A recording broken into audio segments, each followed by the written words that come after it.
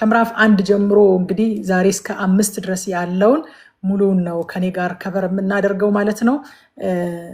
ይህንን መጽሐፍ የምናስጠናውን ክፍል ስንከፋፈል ረቁ እንዴት እንዳስታወሰች አላቅም። ሰቆቃወ ኤርምያስን እኮ አንቺ በጣም ተወጂዋለሽ፣ አንቺ ነሽ ማስጠናት ያለብሽ አለችኝና ያው አንቺ ማትወጂው የለም ምትሉኝ ይሆናል፣ ግን ሰቆቃወ ኤርምያስንም በጣም ነው የምወደው። በጣም የሚገርም መጽሐፍ ነው። ብዙ ጊዜ ኢግኖር የሚደረግ ግን በጣም የሚገርም ነገር ያለበት በጣም እኔ የተጠቀምኩበት በጣም ይሄው እንደምታዩት ሃይላይት ያደረግኩት በጣም የምወደው መጽሐፍ ነው ሰቆቃወ ኤርምያስ ማለት ነው። እንደው ስሙ ሰቆቃው ስለሆነ የማይወደድ መጽሐፍ መስሏችሁ ልፍልፍ የምትሉት ካላችሁ ዛሬ እንደምትወዱት በጣም እርግጠኛ ነኝ። ይጋባባችኋል ብዬ አምናለሁ። የእግዚአብሔር ቃል ከዘፍጥረት እስከ ራእይ ሕይወት ያለበት መንፈስ ያለበት ለትምህርታችን የታዘዘልን አይደለ? ፕሪስክራይብ የተደረገልን ነው፣ ታዞልን ነው። ሰው ደግሞ የታዘዘለትን መድኃኒት መርጦ አይደለም የሚወስደው፣ ሁሉንም እንደሚያድነው እንደሚፈውሰው አውቆ ሁሉንም ነው የሚወስደው። ጥንቅቅ አድርጎ ሰዓቱን ጠብቆ ጭርስ አድርጎ ነው የሚወስደው። አይ በቃኝ ምናምን አይልም። ልክ እንደዛ ሁሉ እኛም ለትምህርታችን ተጽፏል፣ ታዞልን ነው።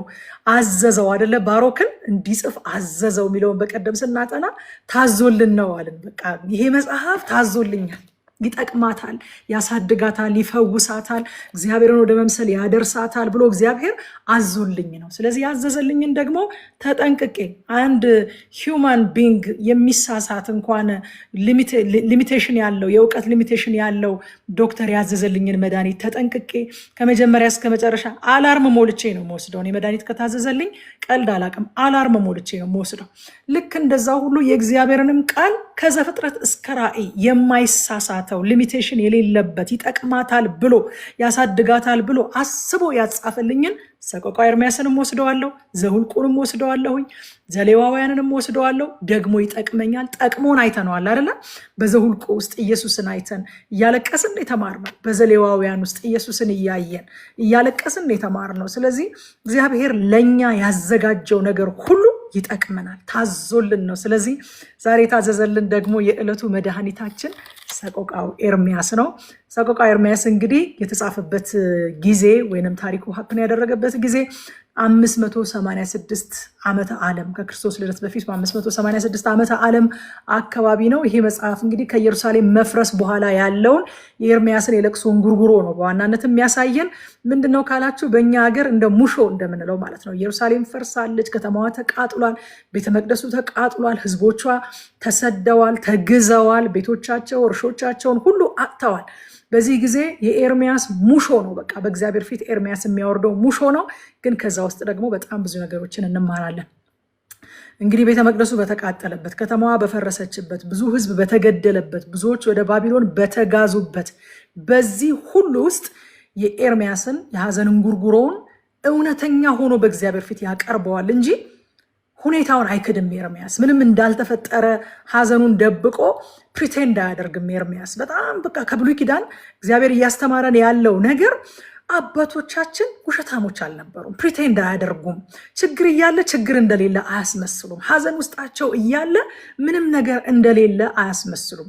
የእግዚአብሔርን ጻድቅ መሆን እውቅና ይሰጣሉ። እነሱም በድለው ከሆነ በድዬ ነው ይላሉ። አት ሴም ታይም ደግሞ ሲከፋቸው ከፋኝ ይላሉ። ሲጨነቁ ተጨነቀን ይላሉ። የተዋቸው ሲመስላቸው ለምን ታውከን ይላሉ። በእግዚአብሔር ፊት ያለቅሳሉ። ስለዚህ የኤርምያስን ኦነስት መሆን ጄኒውን መሆን የምናይበት ክፍል ነው ማለት ነው። ሰቆቃወ ኤርምያስ ላመንቴሽን ማለት ነው። ሰቆቃ ማለት ላመንቴሽን፣ ለቅሶ፣ ሙሾ፣ የለቅሶ እንጉርጉሮ ማለት ነው እና ላመንት የሚያደርግበት ነው፣ የሚያንጎራጉርበት፣ የሚያለቅስበት ነው። የኤርምያስ ለቅሶ ልትሉ ትችላላችሁ በአጭር ቃል። ሰቆቃወ ኤርምያስ ማለት የኤርምያስ ለቅሶ ነው። የእግዚአብሔር ሰዎች እንደሚያዝኑ፣ የእግዚአብሔር ሰዎች እንደሚያለቅሱ፣ ግን ደግሞ ሐዘናቸውን፣ ለቅሷቸውን፣ ችግራቸውን እንደሚጸልዩት የምናይበት መጽሐፍ ነው። ሐዘን ካልተጸለየ ወዳጆቼ መራርነት ነው የሚሆነው። ደግሜ ነግራችኋለሁ። ሐዘናችሁን ጸልዩት፣ ጭንቀታችሁን ጸልዩት፣ ዲስአፖይንትመንታችሁን ጸልዩት፣ ተስፋ መቁረጣችሁን ጸልዩት በእግዚአብሔር ፊት። ስትጸልዩት መፍትሄ ያገኛል። ስትጸልዩት መጽናናት ይሆናል። ካልጸለያችሁት፣ እንደሌላ አድርጋችሁ ዲናይ ካደረጋችሁት፣ ምንም እንዳልተፈጠረ ለማስመሰል ከሞከራችሁ ወደ ምሬትነት ይለወጣል። ወደ ምሬትነት። አዎ ነብዩ ኤርሚያስ ነው። ይህ ታሪክ የነብዩ ኤርሚያስ ታሪክ ነው። ያው ከኤርሚያስ መጽሐፍ ጋር ተያያዥነት ያለው ነው። ኤርሚያስ ራሱ አልቃሻው ነቢይ ተብሎ ይታወቃል። ይህንን የኤርሚያስን መጽሐፍ ስንጀምር አይተናል። አሁን ደግሞ ሙሉ ለሙሉ ለቅሶውን የሚያስቀምጥበት ቦታ ነው። ምክንያቱም ያ ሁሉ ይሄ እንዳይመጣ የተናገረውን ትንቢት ሁሉ ሳይቀበሉት ቀርተው ከተማይቱ ፈረሰች፣ መቅደሱ ተቃጠለ፣ ህዝቡ ተጋዘ፣ ሰዎች ተገደሉ። ስለዚህ አሁን ደግሞ የሚያለቅስበት ላሜንት የሚያደርግበት ጊዜ ነው ማለት ነው። የመጽሐፉ ዋና ሀሳብ ወይንም ቲሙ የኃጢአትን አደገኝነት ነው የሚያሳየን።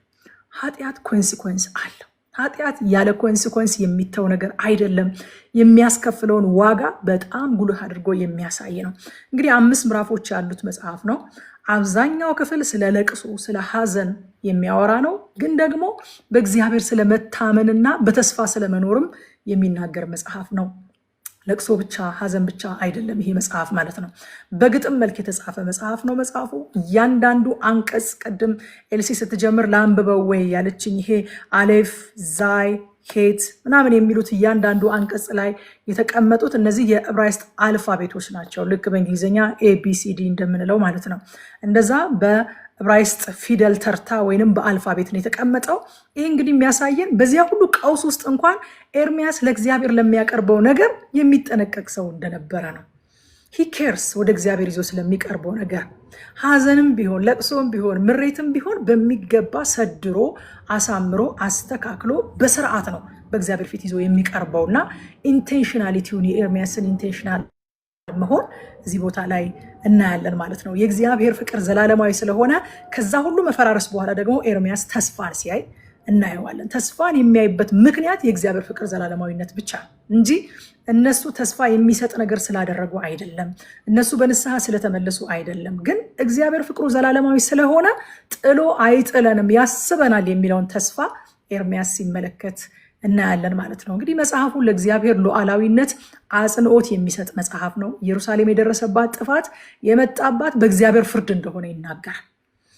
በእግዚአብሔር ፍርድን የመጣባት ነገር ሁሉ የመጣባት በአጋጣሚ መጥቶ የወደቀባት ነገር የለም። ታሪክ የሚጓዘው ወዳጆቼ በእግዚአብሔር እቅድና ውሳኔ መሰረት ነው እንጂ በአጋጣሚ ወይንም በዘፈቀደ አይደለም። ታሪክ የሚጓዘው የታሪክ ባለቤት እግዚአብሔር ነው። ታሪክን ይጀምራል፣ ታሪክን ይሰራል፣ ታሪክን በወደደው መንገድ ይመራል። በመጨረሻ ደግሞ በታሪክ ፍጻሜ የልቡን ሀሳብ ፈጽሞ ይከብራል። ስለዚህ የታሪክ ባለቤት እግዚአብሔር ነው። በዚህም መጽሐፍ የምንረዳው ኢየሩሳሌም ላይ የመጣባት ነገር ሁሉ የመጣባት እግዚአብሔር የተናገራት ነገር እግዚአብሔር ያስጠነቀቃት ማስጠንቀቂያ ምላሽ ስላላገኘና በንስሐ ስላልተመለሱ እግዚአብሔር እንደሆነ ያደረገባት ልዑል አምላክ እንደሆነ ይህንን የወሰነባት ኤርሚያስ በጣም አጽንኦት ሰጥቶ ይነግረናል በዚህ መጽሐፍ ማለት ነው። ኤርሚያስ እንግዲህ የተጠማው እውነተኛ መታደስ እንዳለ እናያለን እስከ መጨረሻው ድረስ አለ። እዚህ ስታነብልን ምዕራፍ 5 ላይ መጨረሻ ላይ ምን ብሎ ነው የሚዘጋው? አቤቱ ወደ አንተ መልሰን እኛም እንመልሳለን፣ ዘመናችንን እንደ ቀድሞ አድስ ብሎ ነው መጨረሻ ላይ የሚዘጋው ሁሉ ማለት ነው። ተሐድሶን ይናፍቃል፣ ሪስቶሬሽንን ይናፍቃል፣ መመለስን ይናፍቃል። ይሄንን የተጠማውን የናፈቀውን ሪስቶሬሽን ግን ምህረትና መጽናናትን ሙሉ ፍጻሜውን ያገኘ ነው እኛ ነን። ሙሉ ፍጻሜውን ያገኘው ይሄ ጸሎት በክርስቶስ ኢየሱስ ነው ማለት ነው። ኤርሚያስ በኢየሩሳሌም ፍርድ እንዳለቀሰ ሁሉ ጌታ ኢየሱስ ክርስቶስም ለኢየሩሳሌም እንዲሁ አልቅሶላታል። ስለዚህ ኤርሚያስ የክርስቶስ ኢየሱስ ጥላ ሆኖም አገልግሏል ማለት ነው። በሰቆቃው ኤርሚያስም ኢየሱስን ማየታችንን አናቆምም። ሉቃስ 19:41 ላይ ታስታውሳላችሁ። ሲቀርብም ከተማይቱን አይቶ አለቀሰላት ይላል። ኤርሚያስ የዛ ጥላ ሆኖ ነው ኢየሩሳሌምን እያያት ሲያለቅስላት የነበረው። ኢየሱስም አልቅሶላታል ለኢየሩሳሌም። ልክ እንደ ኤርሚያስ በገዛ ወገኖቹ ኢየሱስ ተገፍቷል፣ ተቀባይነትን አጥቷል፣ ያለ በደሉ መከራን ተቀብለዋል። ኢየሩሳሌም ላይ ያረፈው የኃጢአት ፍርድ በኢየሱስ ክርስቶስ መስቀል ላይ ደግሞ ኢየሱስ ላይ አርፎበታል። ስለዚህ ሰቆቃ ኤርሚያስን እያጠናን ኢየሱስን አለማየት አንችልም። የኃጢአት ደሞዝ ምን እንደሚመስል፣ ኃጢአት እግዚአብሔር እንዴት እንደሚያየው፣ እንዴት ሲሪየስ ነገር እንደሆነ፣ ኃጢአት በእግዚአብሔር ዘንድ ምን እንደሚፈረድበት ኢየሩሳሌም ላይ የወረደውን ፍርድ አይተን መገንዘብ እንችላለን። ያ ፍርድ የት ሄደ ካልን ደግሞ በመስቀል ላይ በክርስቶስ ኢየሱስ ላይ አርፎበት ነው። ሃሌሉያ። እና መጽናናት ይመጣ ይሆን ነው በቃ የኤርሚያስ ሲጨርስ ባይዘወይ መልሰን እኛም እንመለሳለን፣ ዘመናችን እንደ ቀድሞ አድስ ብሎ ግን ደግሞ በቃ ይታደሳል በሚል አይደለም የሚጨርሰው። ነገር ግን ፈጽመ ጥለህናል፣ እጅግ ተቆጥተህናል ይላል። ይሆን ከቁጣ ትመለስ ይሆን? ትመልሰን ይሆን? ታጽናናን ይሆን? በሚል በተንጠለጠለ ልብ ነው የሚጨርሰው ኤርምያስ ማለት ነው። ይሄ ጥያቄው ግን ሙሉ ለሙሉ የተመለሰው አዎን የሆነው በትንሣኤ ነው። ሃሌሉያ ሃሌሉያ። ጌታ ይባረክ። በመከራ ውስጥ ስናልፍ ወዳጆቼ እንዴት በእግዚአብሔር ፊት እውነተኞች መሆን እንደምንችል ሰቆቃው ኤርምያስ በደንብ ያስተምረናል። ደግሞም ሐዘናችንን እንዴት መጽሐፍ ቅዱሳዊ በሆነ መልኩ መግለጥ እንደምንችል ያስተምረናል። ወደ ውስጥ እየገባን ስንሄድ በኋላ ላይ በደንብ እናየዋለን። የኃጢአትን አደገኛነት እንዳንክድ ያስተምረናል። ግን ደግሞ የእግዚአብሔርን ምሕረት ተስፋ ማድረግ እንድንችልም ያደርገናል። ስለዚህ ሰቆቃው ኤርምያስን ስናጠና ምንድን ነው የሚቀርልን ነገር ካላችሁ፣ ሐዘናችንን ከእግዚአብሔር ለመደበቅ መሞከር ማቆም። በቃ ኤርምያስ ሐዘኑን ለእግዚአብሔር በግልጽ ነበር የሚናገረው። ሐዘናችንን፣ ዲስአፖይንትመንታችንን፣ ጭንቀታችንን ከእግዚአብሔር መደበቃችንን እናቆም። ምክንያቱም በቀደም ብያለሁ፣ ሂዊ ሜንሽን ስታደርገው ነበረ። ትዝብት ነው ትርፉ አይደለ? አበሻ ሲተርት እንደዛ ይላል። ትዝብት ነው ትርፉ። እግዚአብሔር እኮ ያውቀዋል። የልባችንን ስብራት እኮ ብንነግረውም ባንነግረውም ያውቃል። ስናስመስል እንዴት ይታዘበን ይሆን? በእውነት እንዴት ይታዘበን ይሆን ስናስመስል? ምክንያቱም ያውቃል እኮ ያውቃል፣ ያለንበትን ነገር ያውቃል። ሁለተኛ ሰቆቃወ ኤርምያስን አጥንተን ስንጨርስ ምንድን ነው ሊቀርልን የሚገባው ነገር ካልን፣ ኃጢአት ኮንሲኮንስ አለው። ኃጢአት ዋጋ ያስከፍላል። በቃ ይህንን አስረግጦልን የሚያልፈው ሰቆቃወ ኤርምያስ። ሶስተኛ ይህንን መጽሐፍ አጥንተን ስንጨርስ ዛሬ የሚቀርልን ነገር ምንድን ነው? አማኝ ከእግዚአብሔር ዘላለማዊ ፍቅር የተነሳ በከባድ ሐዘን ውስጥ እያለፈም ተስፋን ያያል። ተስፋን ያያል ወዳጆች። እርሱ ክርስቶስ ራሱ የሕማም ሰው ስለሆነ በምናልፍበት መከራ ሁሉ መርዳትም መረዳትም የሚችል ጌታ ነው። ስለዚህ ከእግዚአብሔር ዘላለማዊ ፍቅር የተነሳ በምናልፍበት በከባድ ሐዘን ውስጥ እንኳን ተስፋን እናያለን። እነዚህን መጽሐፉን አንብበን ስንጨርስ እነዚህን እግዚአብሔር በልባችን ላይ ያተምልናል ብዬ አምናለሁኝ። ወደ ምዕራፍ 1 ልግባ በቀጥታ። ምዕራፍ 1 እንግዲህ ለኢየሩሳሌም መፍረስ የተደረገ ሙሾ ነው፣ የለቅሶ እንጉርጉሮ ነው። ምዕራፍ 1 ኢየሩሳሌምን እንደ መበለት፣ እንደ ባሪያ፣ እንደ ተተወች ሴት አድርጎ ይመስላታል ኤርምያስ። እንግዲህ እያንዳንዱን ጥቅስ በጥቅስ ላልሄድ እችላለሁ፣ ምክንያቱም ካለን ሰዓት አንጻር እንደው ይሄኛው መቅረት የለበትም የምላቸውን ነው እንጂ መዳስሰው ሁሉን መዳሰስ አንችልም። ንባቡ እንኳን የወሰደውን ጊዜ አይታችሁታል። እና ኢየሩሳሌምን እንደ መበለት ይመስላታል፣ ባሏ እንደሞተባት ሴት እንደ ባሪያ ይመስላታል፣ እንደ ተተወች ሴት ይመስላታል ኤርምያስ። ቁጥር 1 እንደዚህ ይላል፣ በአንድ ወቅት በሕዝብ ተሞልታ የነበረች ከተማ እንዴት ብቸኛ ሆነች! እንዴት ብቸኛ ሆነች! በሕዝቦች መካከል ታላቅ የነበረችው እንዴት ባል እንደሞተባት ሴት ሆነች! በአውራጃዎች መካከል ልዕልት የነበረችው አሁን እርሷ እንደ ባሪያ ሆነች ይላል። ሙሉ ነበረች፣ በሕዝብ የተሞላች ታላቅ ነበረች፣ ልዕልት ነበረች። አሁንስ ብቸኛ ሆነች፣ መበለት ሆነች፣ ባሪያ ሆነች። አያችሁ፣ ኃጢአት ከተማንም ሆነ ሰውን ከየት ወደ የት እንደሚወስድ ነው የሚያሳየን። ከሙላት ወደ ብቸኝነት፣ ከታላቅነት ወደ መበለትነት፣ ከልዕልትነት ወደ ባርነት፣ ከተማንም ሆነ ሰውን ከየት አንስቶ ወደ የት እንደሚያደርስ በዚች አንድ ቁጥር ብቻ በጣም በግልጽ ያሳየናል። ኢየሩሳሌም የደረሰባት ነገር ዘዳግም 28 ላይ የተዘረዘረው የሕጉ እርግማን ሁሉ ነው። እግዚአብሔር አስጠንቅቋቸው ነበር አስቀድሞ። ወገኖቼ በዚህ ዘመንም እግዚአብሔር ለኃጢአት ያለው አመለካከትና ለኃጢአት የሚከፍለው ደሞዝ ተለውጦ አይደለም። ዛሬ እኛ በነፃነት የምንወጣና የምንገባው ክርስቶስ የሕጉን እርግማን በመስቀል ላይ ስለተቀበለልን ብቻ እንጂ እግዚአብሔር ከዘፍጥረት እስከ ራእይ ከጅማሬ እስከ ፍጻሜ በኃጢአት ጉዳይ ላይ ሲሪየስ ነው። የእግዚአብሔር ቅድስና ሁል ጊዜም ኃጢአትን ይቀጣል። አሁን ታዲያ ካላችሁ አሁንማ ያ ቁጣ፣ ያ ፍርድ፣ ያ መዓት፣ ያ ጽዋ በክርስቶስ ኢየሱስ መስቀል ላይ ስላረፈ ነው እንጂ እግዚአብሔር ባህሪው ስለተቀየረ አይደለም። እግዚአብሔር ቅድስናውን ኮምፕሮማይዝ ስላደረገ አይደለም ወዳጆቼ። ማቴዎስ ወንጌል ምዕራፍ 27 ቁጥር 46 ላይ ታስታውሳላችሁ። በ9 ሰዓትም ኢየሱስ ይላል ኤሎሄ ኤሎሄ ላማ ሰበቅታኒ ብሎ በታላቅ ድምፅ ጮኸ። ይህም አምላኬ አምላኬ ስለምን ተውከኝ ማለት ነው። ስለምን ተውከኝ ማለት ነው። በአንድ ወቅት በሕዝብ ተሞልታ የነበረችው ከተማ እንዴት ብቸኛ ሆነች፣ ተተወች። ኃጢአት ምን ያደርጋል? እግዚአብሔር እንዲተወን ያደርጋል። ያለ ኃጢአቱ በእኔና በእናንተ ኃጢአት ምክንያት በመስቀል ላይ ተተወልን። እኛ እንዳንተው ነው እሱ የተተወልን። ሃሌሉያ፣ ስሙ ይባረክ። የኃጢአት ደመወዙ ይሄ ነው፣ መተው። ወዳጆቼ በእግዚአብሔር እንደመተው የሚያስፈራ ነገር በሰማይም በምድርም ያለ ተተወልን ግን በመስቀል ላይ ኤሎሄ ኤሎሄ ላማ ሰበቅታኒ ብሎ በታላቅ ድምፅ ጮኸ።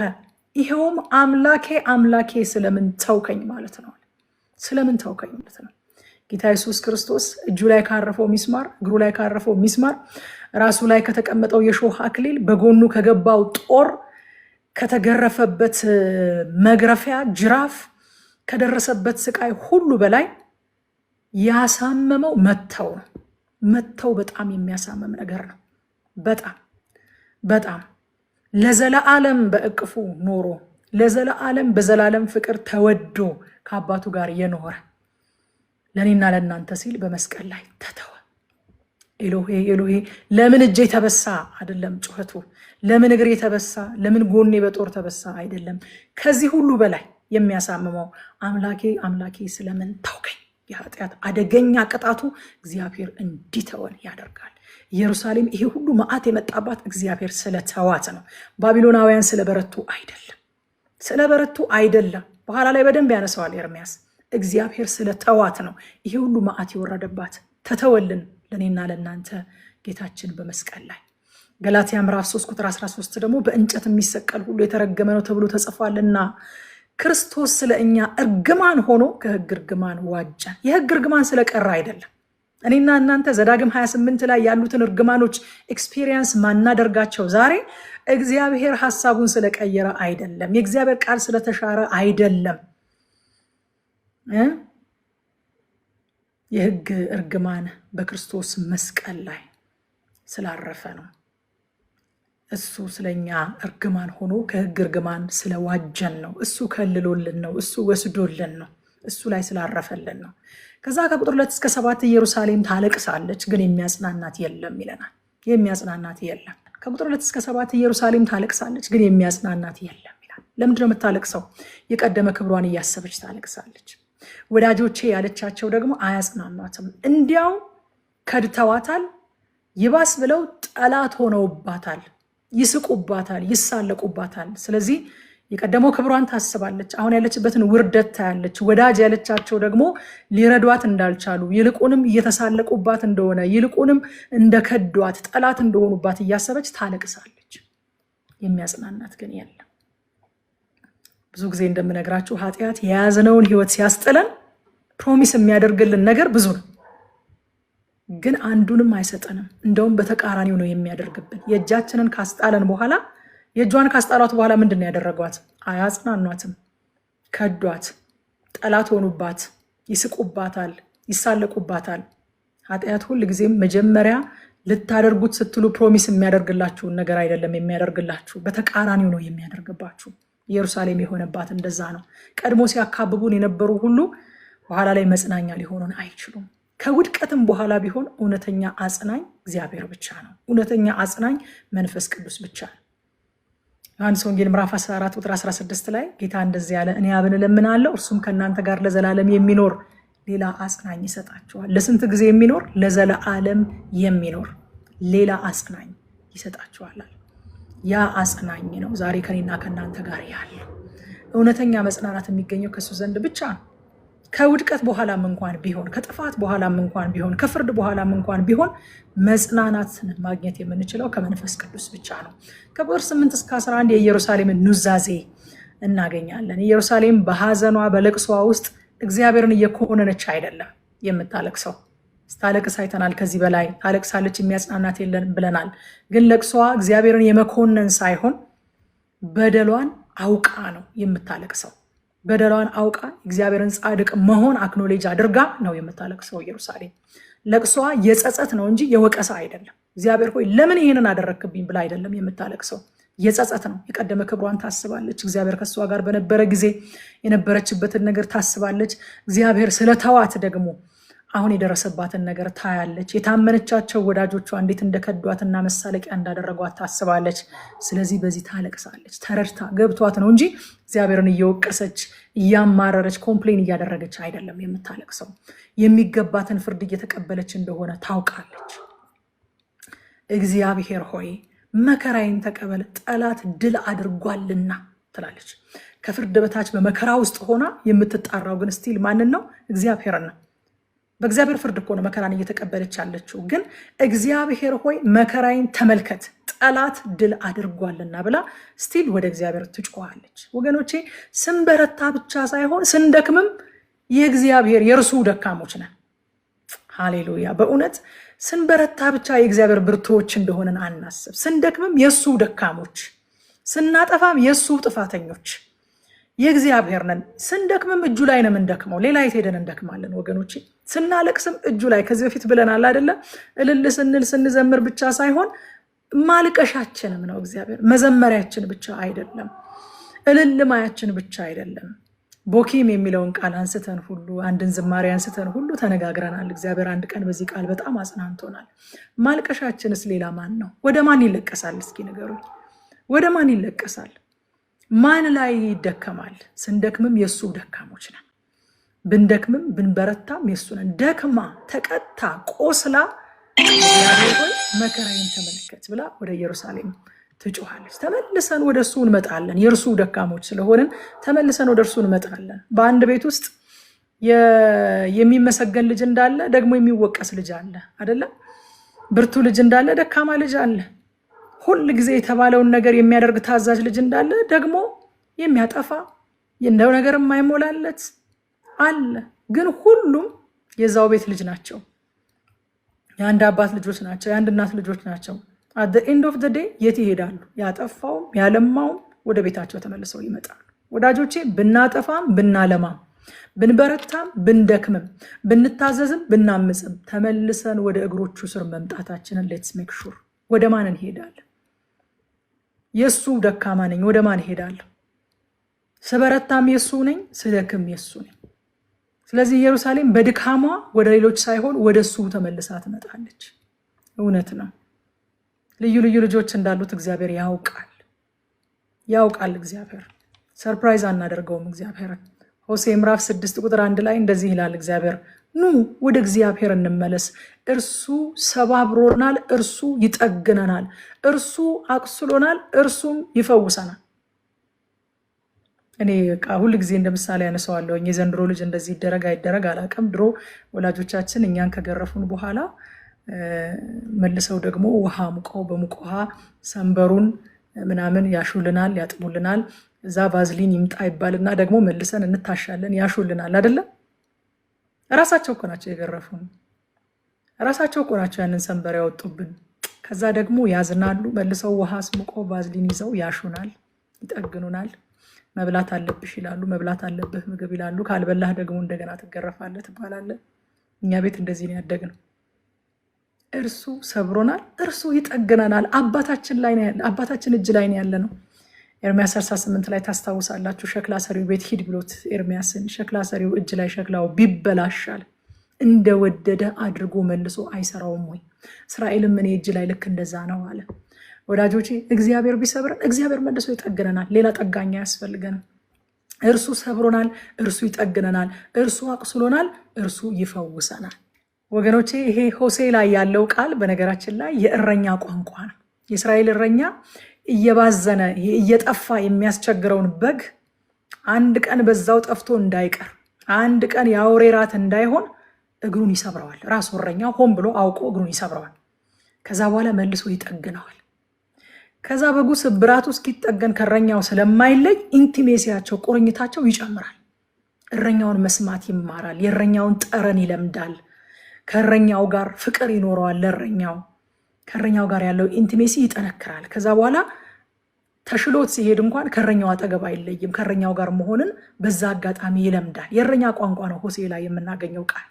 እርሱ ሰብሮናል፣ እርሱ ይጠግነናል። ልክ እንደ እረኛ ማለት ነው። እረኛ በጎቹን የሚሰብረው ስለማይወዳቸው አይደለም፣ ጠላታቸው ስለሆነ አይደለም። ግን እየባዘኑ ሲያስቸግሩ፣ እየጠፉ ሲያስቸግሩ አንድ ቀን በለመደ እግራቸው ሄደው የአውሬ ራት እንዳይሆኑ፣ አንድ ቀን ጠፍተው በዛው እንዳይቀሩ ይሰብራቸውና መልሶ ይጠግናቸዋል።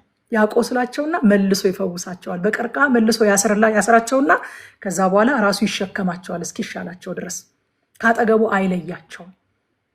በዚህ ፕሮሰስ ውስጥ ከእረኛው ጋር ኢንቲሜት ይሆናሉ ማለት ነው። ወዴት ይኬዳል? እግዚአብሔር ሰበረኝ ተብሎ ወዴት ይኬዳል? ለጥቅማችን እኮ ነው። ስለሚጠላን አይደለም። እኛን ለመጉዳት እኮ አይደለም። ወዴት ይኬዳል ወዳጆች? እንድንጠጋጋው እኮ ነው። ጠረኑን እንድንለምድ፣ እሱን መታዘዝ እንድንማር፣ በእግሮቹ ስር መቀመጥ እንድንለምድ። እርሱ ይሰብረንና መልሶ እሱ ይጠግነናል። እሱ ያቆስለንና መልሶ ይፈውሰናል። ወዳጆቼ የህልም ዓለም እግዚአብሔር ራሳችን በልካችን የሰፋ ነው እግዚአብሔር ነው። አይሰብርም አያቆስልም የሚባል እርሱ ሰብሮናል፣ እሱ ይጠግነናል። ግን የሚሰብረን ስለሚጠላን አይደለም፣ ጠላታችን ሆኖ አይደለም።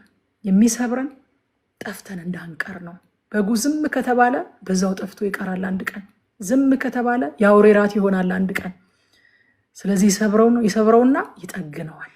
ከዛ እስኪሻለው ድረስ ከእረኛው ጋር ኢንቲሜሲ ይለምዳል። ከእረኛው ጋር ቁርኝቱ ይጨምራል።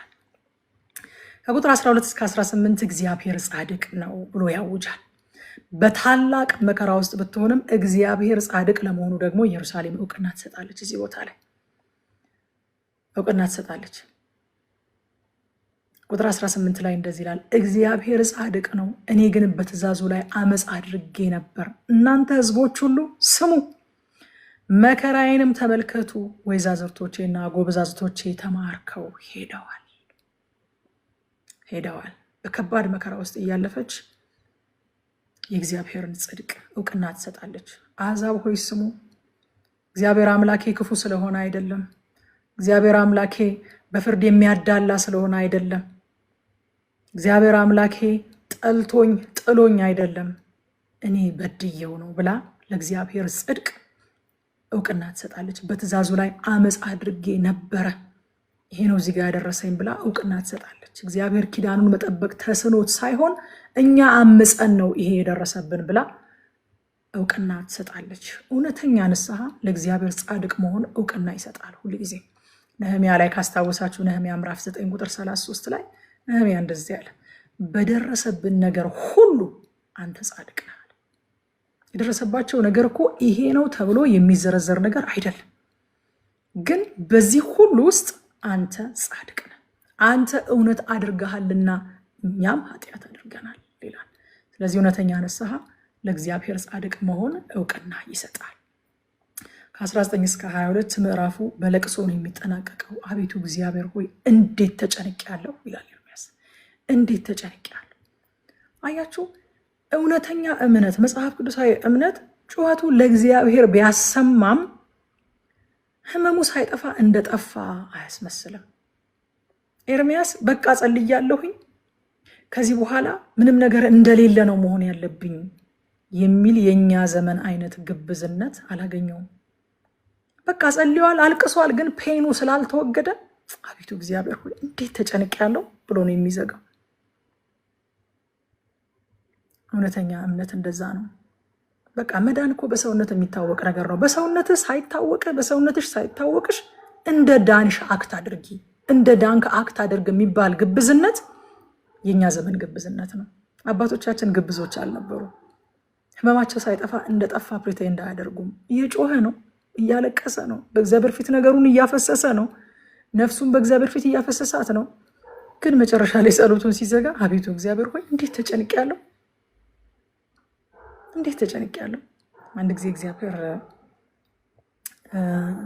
ስለ ትንሣኤ መልእክት ሰጠኝና ስለ ትንሣኤ ቀን መልእክት ሰጠኝና አርብ ላይ ቆሞ እሁድ እንደሆነ የሚያስመስል ሰው እሁድን ኤክስፒሪየንስ አያደርግም የሚልን መልእክት ሰጠኝ። በቃ በህይወታችን አርብ አለ ወዳጆች፣ ግን ደግሞ አርብ ሆኖ አይቀርም፣ እሁድ ደግሞ ይመጣል።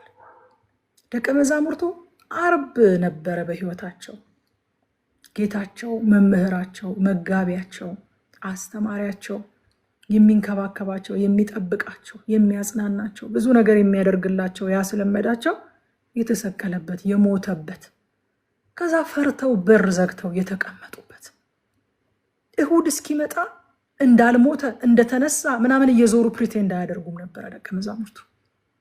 አልሞተም እኮ ሰይጣን ውሸታም ነው እያሉ አይዞሩም ነበር። ጌታችን ሞቷል፣ ያደነናል። የኤማውስ መንገደኞች እንደውም በግልጽ ነው የተናገሩት። እስራኤልን ይታደጋል ያደነናል ብለን ተስፋ ያደረግነው ይሄው ከሞተ ደግሞ 3ኛ ቀኑ እንደሆነ አልሰማህም? አንተ በኢየሩሳሌም እንግዳ ሆነህ ትኖራለህ አሉት። ለራሱ ከዛ በኋላ ግን አርብ ሆኖ አልቀረም። ኢየሱስ ጌታ ነው። እሁድ ይመጣል። እሁድ ሳይመጣ እሁድ እንደሆነ ፕሪቴንድ በማድረግ ነፍሳችሁን አታስጨንቋት። አቤቱ እግዚአብሔር ሆይ እንዴት ተጨንቄያለሁ አለ። በቃ እግዚአብሔር እስኪመጣ ድረስ እጁ እስኪዘረጋ ድረስ መጽናናትን እስኪልክ ድረስ ለምንድን ነው ፕሪቴንድ በማድረግ የምንጨነቀው? እምነት እኮ ፕሪቴንድ ማድረግ አይደለም። ይኸው ያመኑት አባቶቻችን በቃ አርብን እውቅና ይሰጣሉ። ደቀ መዛሙርቱ በራቸውን ዘግተው ተቀመጡ። እሁድ ደግሞ ኢየሱስ ተነስቷል የሚለውን ኒውስ ደግሞ ቦልድሊ ይዘው ወጡ። ስለዚህ አርቦችን አክሰፕት እናደርጋቸው። እግዚአብሔርን ተስፋ እያደረግን እሁዳችንን እንጠብቅ። እሁድ ሲመጣ ደግሞ እሁድ እንደመጣ እንመሰክራለን። በቃ መዳኗን በሰውነቷ አወቀች። መዳናችንን በሰውነታችን ስናውቅ ሰለብሬት እናደርጋለን። ኤርሚያስ ችግሩ ሳይፈታ ችግሩ እንደተፈታ አላስመሰለም። አቤቱ እግዚአብሔር ሆይ እንዴት ተጨንቄያለሁ ብሎ ነው የሚጨርሰው። ምን እንማር ከዚህ ምዕራፍ? አንደኛ ህመማችንና ጥልቅ ሐዘናችንን እውነተኞች ሆነን ወደ እግዚአብሔር እናቅርብ። ኤጌን ኤንድ ኤጌን ብሉይ ኪዳንን ስናጠና እያየን ያለነው ነገር ህመማችንን ጥልቅ ሐዘናችንን እውነተኞች ሆነን ወደ እግዚአብሔር እናቅርብ። እግዚአብሔር ያውቀዋል፣ ኦልሬዲ ያውቀዋል። እኛ ታማኝነታችንን ብቻ ነው የምናሳየው እንጂ ለእግዚአብሔር የምንነግረው አዲስ ኢንፎርሜሽን የለም። ሚስ ኢንፎርምድ የሆነ ከኛ እንዳንዱ አይደለም። እግዚአብሔር ያውቀዋል፣ ግን በታማኝነት በፊቱ ስናቀርብ ደግሞ ደስ ይለዋል። ሁለተኛ ኃጢአት የሚያስከፍለውን ዋጋ ከኢየሩሳሌም እንማር። ወዳጆች ምዕራፍ 1 ቁጥር 1 ላይ አይተናል። ህዝብ ሞልቶባት የነበረች ከተማ ብቻዋን እንዴት ተቀመጠች? በአሕዛብ መካከል ታላቅ የነበረች እንደ መበለት ሆናለች። በአውራጆች መካከል ልዕልት የነበረች ተገዢ ሆናለች። በጣም የሚገርመኝ ቁጥር 3 መጨረሻው ላይ የሚያስጨንቋት ሁሉ ተጨንቃ አገኟት ይላል። ደረሱባት ተጨንቃ። ከኢየሩሳሌም እንማር።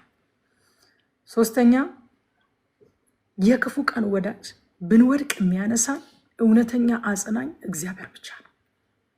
ኢየሩሳሌም ለክፉ ቀን ይሆኑኛል ያለቻቸው ወዳጆቿ መሳቂያ መሳለቂያ ነው ያደረጓት። እንደውም መልሰው ጠላት ሆኑባት። ተጨንቃ እያለ አገኟት፣ ደረሱባት። ስለዚህ የክፉ ቀን ወዳጅ ብንወድቅ የሚያነሳ እግዚአብሔር ብቻ ነው።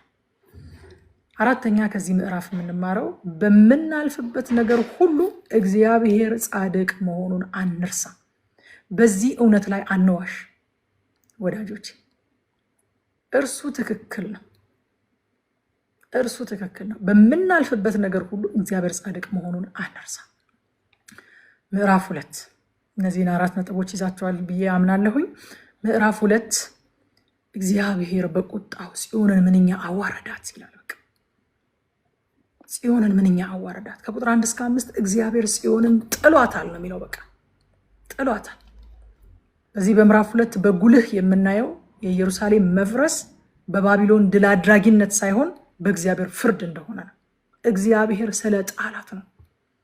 ጽዮን የተዋረደችው እግዚአብሔር ስላዋረዳት ነው። እነዚህን ተደጋጋሚ ቃላቶች እናገኛለን። አፈረሳቸው፣ ጣላቸው፣ ሰበራቸው፣ ቁጣውን አፈሰሰባቸው የሚሉ ቃላትን እናገኛለን። እግዚአብሔር በጽዮን ላይ ይህንን ያደረገው እሱ ነው፣ ባቢሎን አይደለም ይህንን ያደረገው ይላል። አንደኛው ፖይንት ህመማችንንና ጥልቅ ሐዘናችንን እውነተኛ ሆነን ወደ እግዚአብሔር እናቅርብ የሚል ነው። እግዚአብሔር የኪዳኑን በረከት ብቻ ሳይሆን እርግማኑንም የሚፈጽም ከአፉ የወጣውን ቃሉን የማያጥፍ አምላክ መሆኑን በዚህ ምዕራፍ ላይ እንመለከታለን። ዘዳግም 28 ላይ አስጠንቅቋቸዋል። የህጉ በረከት አለ፣ የህጉ እርግማን አለ። እግዚአብሔር ካፉ የወጣውን ቃል የትኛውንም ቃል ኪፕ ያደርጋል፣ ይጠብቃል፣ ይፈጽማል። ቃሉን አያጥፍም። ስለ በረከት ብቻ ሳይሆን ስለ እርግማን የተናገረውንም የሚፈጽም የማያጥፍ አምላክ መሆኑን በዚህ ምዕራፍ ላይ ኤርምያስ በዝርዝር ያስቀመጣቸው የወረደባቸው መዓት ዘዳግም 28 ላይ እግዚአብሔር የተናገረው እንደሆነ ስለምናይ በዚህ እንረዳለን። በጣም የሚገርመው ጠላት በተቃረበ ጊዜ ይላል ቀኝ እጁን ወደኋላ መለሰ። ዋው! ለካ እስራኤልን ከጠላቶቿ የሚጠብቃት መከላከያ ሰራዊቷ ሳይሆን የእግዚአብሔር ቀኝ ነበረ። አሁን የተፈጠረው አዲስ ነገር ምንድን ነው? እንደው የጦር ስልት ጠፍቷቸው ነው? የመከላከያ ኃይላቸው ተዳክሞ ነው? ምንድን የተፈጠረው ነገር ሲባል አይ ጠላት በተቃረበ ጊዜ ያ ከለላቸው የነበረው ያ ጋሻቸው የነበረው ቀኙ ወደኋላ ተመለሰ። ቀኝ እጁን ወደኋላ መለሰ ይላል። ኢየሩሳሌም በባቢሎን የተያዘችው አምላኳ ተሸንፎ ሳይሆን ወይንም የመከላከያ ሰራዊቷ የዲፌንስ መካኒዝሙ ስለወደቀ ሳይሆን ቀኙን ወደኋላ ስለመለሰ ነው። አምላኳ ከለላዋ የነበረው አምላኳ ቀኙን ወደኋላ ስለመለሰ ነው ለካ ተላልፋ የተሰጠችው ኢየሩሳሌም። ደግሞ ጠላት ሲመጣ ቀኙ መመለስ ብቻ እንዳይመስላችሁ፣ ጌታ እንደ ጠላት ሆነ እስራኤልንም ዋጠ ይላል። ከጠላቶቿ እየጠብቃት የነበረ ቀኙን እየዘረጋ ፕሮቴክት ያደርጋት የነበረ ጠላቶቿን ይመክትላት የነበረው ያ ጌታ ጠላቶች ሲቀርቡ ቀኙን መለሰ። ቀኙን መመለስ ብቻ ሳይሆን ደግሞ ጌታ ራሱ እንደ ጠላት ሆነ እስራኤልንም ዋጠ። ይሄ ነው የኢየሩሳሌም የሽንፈቷ ምንጭ ማለት ነው። ከዛ ከቁጥር 6 እስከ 7 አምልኮና ደስታ ተቋረጠ ይላል። ለምን? መቅደሱ ፈረሰ። በዓሎቿና ሰንበቶቿ ተረሱ። በዓላቶቿና ሰንበቶቿ የደስታ ቀኖቿ ተረሱ። ጌታ መሰዊያውን ናቀ ይላል። ያከበረውን ራሱ የሰጠውን ስርዓት መሰዊያውን ናቀ። ከእግዚአብሔር ቤት ልክ ለበዓል ጊዜ እንደሚጮሁት ጮሁ ይላል። አሁን ግን ጩኸታቸው የደስታ ጩኸት ሳይሆን የድንጋጤ፣ የምሬት፣ የሐዘን ጩኸት በጭንቀት ከእግዚአብሔር ቤት ሲጮሁ ተሰማ። ጠላት ቅዱስ በሆነው ክቡር በሆነው በእግዚአብሔር ቤተ መቅደስ እግሮቹን አስገባ። ስለዚህ ከእግዚአብሔር ቤት ይጮሃሉ ይላል። በድንጋጤ ነው የሚጮሁት። አሁን ግን በደስታ አይደለም፣ በዝማሬ አይደለም፣ በእልልታ አይደለም፣ በሐሴት አይደለም፣ በድንጋጤ ጮሁ። ቤተ መቅደሱ የእግዚአብሔር መገኛና የአምልኮ ስፍራ የሆነውን የኪዳኑን መታሰቢያ እንዲፈርስ ፈቀደ። ናቀው መሰዊያውን። ጠላት ሲገባበት በእግሩ ሲረግጠው ዝም አለ እግዚአብሔር። ቤተ መቅደሱ ፈረሰ። ሰዎችና እግዚአብሔር የሚገናኙበት ያ ቤተ መቅደስ ፈረሰ። የእግዚአብሔር ሕልውና የሚገኝበት እግዚአብሔር የሚመለክበት ቤተ መቅደሱ ፈረሰ። ታስታውሳላችሁ ዮሐንስ ወንጌል ምዕራፍ 2 ቁጥር 19 እስከ 21 ጌታ እንደዚህ አለ። ኢየሱስም መልሶ ይህን ቤተ መቅደስ አፍርሱት በ3 ቀን አስነሳዋለሁ አላቸው። ስለዚህ አይሁድ ይህ ቤተ መቅደስ ከ46 ዓመት ጀምሮ ይሰራ ነበረ፣ አንተስ በ3 ቀን ታስነሳዋለህን አሉት። እርሱ ግን ስለ ሰውነቱ ቤተ መቅደስ ይል ነበረ ይላል። የማይፈርሰው መቅደሳችን። ሃሌሉያ። ሰዎችና እግዚአብሔር የሚገናኙበት እውነተኛው መቅደስ ዛሬ ክርስቶስ ነው። ሰዎችና እግዚአብሔር መገናኘት የሚችሉበት ብቸኛው መቅደስ፣ እውነተኛው መቅደስ ክርስቶስ ነው። እግዚአብሔር የሚቀበለው አምልኮ ማቅረብ የሚቻለውም በዚህ ቤተ መቅደስ በኩል ብቻ ነው። ሃሌሉያ። ክብር ለኢየሱስ ይሁን። ወደኋላ ከዚህ በላይ መመለስ አልችልም ለዛሬ። ምክንያቱም ፈጠን እያላችሁ ማስታወሻ ብትይዙ ጥሩ ነው። ወይንም ደግሞ ማስታወሻ የያዛችሁ ሰዎች ፖስት ብታደርጉላቸው መልካም ነው። ምክንያቱም 5 ቻፕተር ነው ከቨር የምናደርገውና ገና 2ኛ ምዕራፍ ላይ ነኝ። በጣም ወደኋላ የመመለስ ከሆነ መጨረስ አንችልም። ከዛ ከቁጥር 8 እስከ 10 ድረስ አመራር ሊደርሺፑ እንዴት እንደወደቀ ደግሞ ይናገራል እግዚአብሔር። ንጉሷና መሳፍንቷ ተሰደዋል። ነቢያቷ ከእግዚአብሔር ራእይን አያገኙም። ሽማግሌዎቿ በምድር ላይ ጸጥ ብለው ተቀምጠዋል ይላል። የኢየሩሳሌም ውድቀት መንፈሳዊ፣ ፖለቲካዊ፣ ማህበራዊ አጠቃላይ ውድቀት ነው እንጂ በአንድ በኩል ብቻ አይደለም ኢየሩሳሌም የወደቀችው። ንጉሷና መሳፍንቷ ወድቀዋል። ፖለቲካሊ ወድቃለች። ነቢያቷ ከእግዚአብሔር ራእይ አያገኙም። ስፒሪቹዋሊ ወድቃለች። ሽማግሌዎቿ መናገር አይችሉም፣ መገሰጽ አይችሉም፣ መምከር አይችሉም። በምድር ላይ ጸጥ ብለው ተቀምጠዋል። ሶሻሊ ወድቃለች ኢየሩሳሌም። ከዛ ከቁጥር 11 እስከ 12 ድረስ የኤርምያስን ጥልቅ ሐዘንና ለቅሶ ደግሞ እናያለን። ኤርምያስ የህዝቡን ችግር፣ የህዝቡን ረሃብ፣ የህዝቡን ሞት፣ በተለይም ደግሞ የህፃናቱን ሞት ሲመለከት ልቡ የሚደማ ሰው ነበር። ቁጥር 11 እስከ 12 እንደዚህ ይላል። ዓይኔ በለቅሶ ደከመ፣ ነፍሴ በውስጥ የተሰቃየች፣ ልቤም በሐዘን ፈሰሰች። በከተማይቱ መንገዶች ላይ ህዝቤ ተደምስሰዋልና፣ ልጆችና ህፃናት ደክመዋልና። በከተማይቱ መንገዶች ላይ እንደቆሰሉ ሰዎች ሲደክሙ፣ በእናታቸው ክንድ ላይ ነፍሳቸው በመውጣት ላይ ሳለች እንጀራና የወይን ጠጅ የት አለ እያሉ እናቶቻቸውን ይጠይቃሉ አለ። ስለ ህዝቡ ስቃይ ልቡ የሚደማ ሰው ነበረ። ልቤ በሐዘን ፈሰሰች፣ ነፍሴ በውስጥ የተሰቃየች፣ ዓይኔ በለቅሶ ደከመች የሚል ሰው ነበረ። ይህንን ክፍል እያነበብኩኝ ወዳጆቼ ስለ ህዝባችን ስቃይ ልባችን ምን ይላል? የኤርምያስ ልብ ይደማል፣ ያለቅሳል። ምን ቸገረኝ አይልም የኤርምያስ ልብ። ነግሬያቸው ነበር አይልም። እኔ ኃላፊነቴን ተወጥቼ ነበር አይልም። ልቡ የሚደማ ሰው ነበረ። ዓይኔ በለቅሶ ደከመ፣ ነፍሴ በውስጥ የተሰቃየች፣ ልቤ በሐዘን ፈሰሰች አለ። በተለይም የህፃናቱን ሞት ሲያይ አብሯቸው ይሰቃየ ነበር ኤርምያስ። ይህንን ጥያቄ ራሴንም እናንተንም ጠይቄ ብቻ ነው የማልፈው። ስለ ህዝባችን ስቃይ ልባችን ምን ይላል? ስለ ህፃናቶች ሞትና ስቃይ ልባችን ምን ይላል? ጥያቄውን ብቻ አንስቼ ማለፍ ነው የምፈልገው። ከቁጥር 13 እስከ 14 ኢየሩሳሌም ሆይ ይላታል፣ ከመንገድ ያወጡሽ ነቢያቶችሽ ናቸው። መቼስ በኤርምያስ መጽሐፍ ላይ በጣም አጽንኦት ሰጥቶ ኤርምያስ የሚያነሳው እሱንም ዋጋ ሲያስከፍሉት የነበሩት ሐሰተኛ ነቢያቶች ስለነበሩ ስለ ሐሰተኛ ነቢያት በጣም አጽንኦት ሰጥቶ ያነሳል ኤርምያስ። ከመንገድ ያወጡሽ ነቢያቶችሽ ናቸው ይላታል።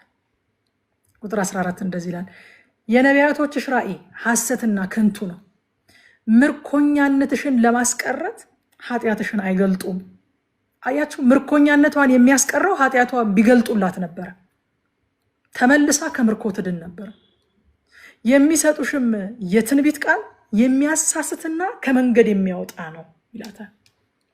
ንስሐ መስበክ ሲገባቸው ባዶ ተስፋን መስጠታቸው ህዝቡን ከመንገድ አስወጥቶት ነበር። ህዝቡን ከምርኮ እንዳይቀር አድርጎታል። ስለዚህ ከመንገድ ያወጡሽ ነቢያቶችሽ ናቸው ይላታል።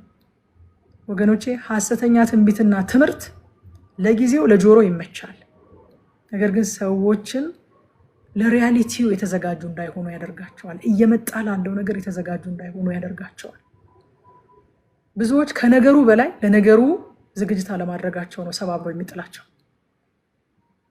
እግዚአብሔር ያልሰጠውን ሐሰተኛ ተስፋ ይሰጧችሁና ከችግሩ በላይ የሚሰብራችሁ ኤክስፔክት አለማድረጋችሁ ነው። ኢየሩሳሌም ከመንገድ ያወጣት ኤክስፔክት አላደረገችም። የተነገራት የውሸት ተስፋ ነው። እየመጣ ላለው ነገር አልተዘጋጀችም፣ ከሐሰተኛ ነቢያቶች የተነሳ ማለት ነው። ከዛ ከቁጥር 15 እስከ 17 ጠላት በኢየሩሳሌም ላይ አሾፈባት ይላል። ምን ብሎ ነው ያሾፈባት? የውበት መደምደሚያ፣ የምድር ሁሉ ደስታ የተባለች ከተማ ይህች ናትን ብሎ አሾፈባት። ከዛ ደግሞ ወረድ ብሎ የናፈቅነው ጊዜ ይህ ነበረ አለ ይላል። አይገርማችሁም? ውድቀቷን ሲያይ የናፈቅነው ጊዜ ይህ ነበረ። አንደኛ ጴጥሮስ ምዕራፍ 5 ቁጥር 8 ላይ ጴጥሮስ እንደዚህ አለ፣ በመጠን ኑሩ፣ ንቁ፣ ባለጋራችሁ ዲያብሎስ የሚውጠውን ፈልጎ እንደሚያገሳ አንበሳ ይዞራልና ይላል። አያችሁ ወዳጆቼ፣ ጠላት በዙሪያችን የሚዞረው እኛን እያጀበን አይደለም። በዙሪያችን እንደሚዞር መጽሐፍ ቅዱስ ሲነግረን እኛ እንዳይበርደን፣ እኛ እንዲሞቀን፣ እኛን እያካበበን፣ እኛን እያጀበን እኮ አይደለም። በዙሪያችን የሚዞረው ውድቀታችንን እየተጠባበቀ ውድቀታችንን እየናፈቀ መሆኑን መርሳት የለብንም። ጠላት እንዳለው ሰው እንኑር፣ ሊያውም በዙሪያችን የሚውጠውን ፈልጎ እንደሚያገሳ አንበሳ የሚዞረን ጠላት እንዳለን ሰዎች ተጠንቅቀን እንኑር። ጠላት ያለው ሰው አይዝረከረክም። ውድቀቱን የሚጠባበቅ ውድቀቱን የሚናፍቅ ሊውጠው የሚጓጓ ጠላት በዙሪያው እያንዣበበበት እንደሚኖር የሚያውቅ ሰው አይዘናጋም፣ ግን አንዱ የጠላት ስትራቴጂ ምን እንደሆነ ታውቃላችሁ? የለሁም ብሎ ማስወራት ነው። የለሁም በቃ በዙሪያ ማንም የለም ብሎ ማስወራት ነው። ለካ በዙሪያዋ ነበሩ። ይህቺ ቀን እስክትመጣ ድረስ ናፍቀን ነበር አሉ። ናፍቀን ነበር፣ ጠብቀን ነበር። እናቴ ምን ትላለች? ክፉ ጎረቤት ዕቃ ያስገዛል ትላለች። በቃ በዙሪያው ጠላት እንዳለው ሰው እንዳለበት የሚያውቅ ሰው ጥንቅቅ ብሎ ይኖራል። ጥንቅቅ ውድቀታችሁን የሚናፍቅ ሊያሾፍባችሁ ቀን የሚጠብቅ ጠላት በዙሪያችሁ እንደሚያንዣብብ ካወቃችሁ ጥንቅቅ ብላችሁ ትኖራላችሁ። ከ18 እስከ 22 ኢየሩሳሌም ሆይ ወደ እግዚአብሔር ጩሂ ይላታል። በጌታ ፊት ልብሽን እንደ ውሃ አፍስሺ ይላታል። አይገርምም? ኢትስ ሌት። ከተማይቱ ተቃጥላለች፣ ተዘርፋለች፣ ህዝቧ ተሰዷል፣ ልጆቿ በየመንገዱ ወድቀዋል፣ ህፃናቶች በረሃብ እየሞቱ ነው። ግን ለጸሎትና የእግዚአብሔርን ፊት ለመፈለግ ሁሌም አይረፍድም። ኢትስ ሌት። ጩሂ፣ በጌታ ፊት ልብሽን እንደ ውሃ አፍስሺ ይላታል። የህመማችን ጽናት፣ የችግራችን ጥልቀት፣ የመከራው ብርታት ወደ እግዚአብሔር እንጂ ከእግዚአብሔር ሊያሸሸን አይገባም። በምንም አይነት ችግር ውስጥ ብናልፍ ኢየሩሳሌም እዚህ ቦታ ላይ የደረሰባት አይነት ችግር አልደረሰብንም። ህፃናቶች በእናቶቻቸው እቅፍ ላይ እየሞቱ ነው። ግን ኤርሚያስ አሁንም የሚያቀርበው ሶሉሽን ወደ እግዚአብሔር ጩሂ፣ ነፍስሽን በእግዚአብሔር ፊት አፍስሽ። ወደ እግዚአብሔር ለመጮህ የእግዚአብሔርን ፊት ለመፈለግ የረፈደ ጊዜ የለም። ምን እንማር ከዚህ ምዕራፍ? ምን እንማር? አንደኛ እግዚአብሔር አሳልፎ ካልሰጠን በቀር ከእጁ ፈልቅቆ ሊያወጣን የሚችል ኃይል የለም። ባቢሎን እጅግ ብርቱ ስለሆነች አይደለም ኢየሩሳሌምን የያዘቻት፣ ጌታ ቀኙን ወደ ኋላ ስለመለሰ ነው። ጌታ ኢየሱስ ክርስቶስ እንደዚህ አለ፣ በጎቼን አውቃቸዋለሁኝ አለ። ከእጄ ሊያወጣቸው የሚችል ማንም የለም። ለምን ከተባለ የሰጠኝ አብ ከሁሉ ይበልጣል አለ። ክፍሉን ግን በትኩረት ካየ ነው ከእጄ ሊያወጣቸው የሚችል ማንም የለም፣ አንድም ኃይል የለም አለ እንጂ እነሱ ከእጄ ሊወጡ አይችሉም ግን አላለም። እኛ ካልወጣን በስተቀር ከእጁ ሊያወጣን የሚችል ኃይል የለም። እኛ ከወጣን ግን ተላልፈን እንሰጣለን። ሁለተኛ ለጆሮ ብቻ የሚመች ትንቢትም ሆነ ትምህርት ከመንገድ ያወጣናል እንጂ አይጠቅመንም። እንጠንቀቅ። ስሜታችንን የሚኮረኩሩ ለጆሮአችን የሚመቹ ትንቢቶችና ትምህርቶች ከመንገድ ያወጡናል እንጂ አይጠቅሙም።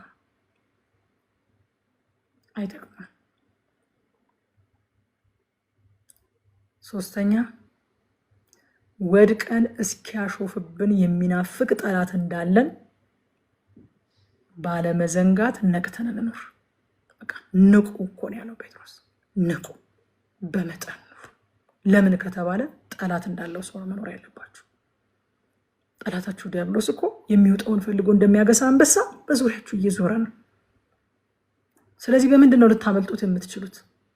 በምንድን ነው የእሱ ማሾፊያ መሳለቂያ ላትሆኑ የምትችሉት?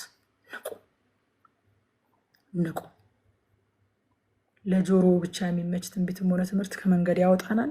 ወድቀን እስኪያሾፍብን የሚናፍቅ ጠላት እንዳለን አውቀን ነቅተን እንኑር። አራተኛ በምንም አይነት ሁኔታ ውስጥ ብንሆን ለመጸለይ አልረፈደም፣ ደግሞም አይረፍድም። አልረፈደም፣ ደግሞም አይረፍድም።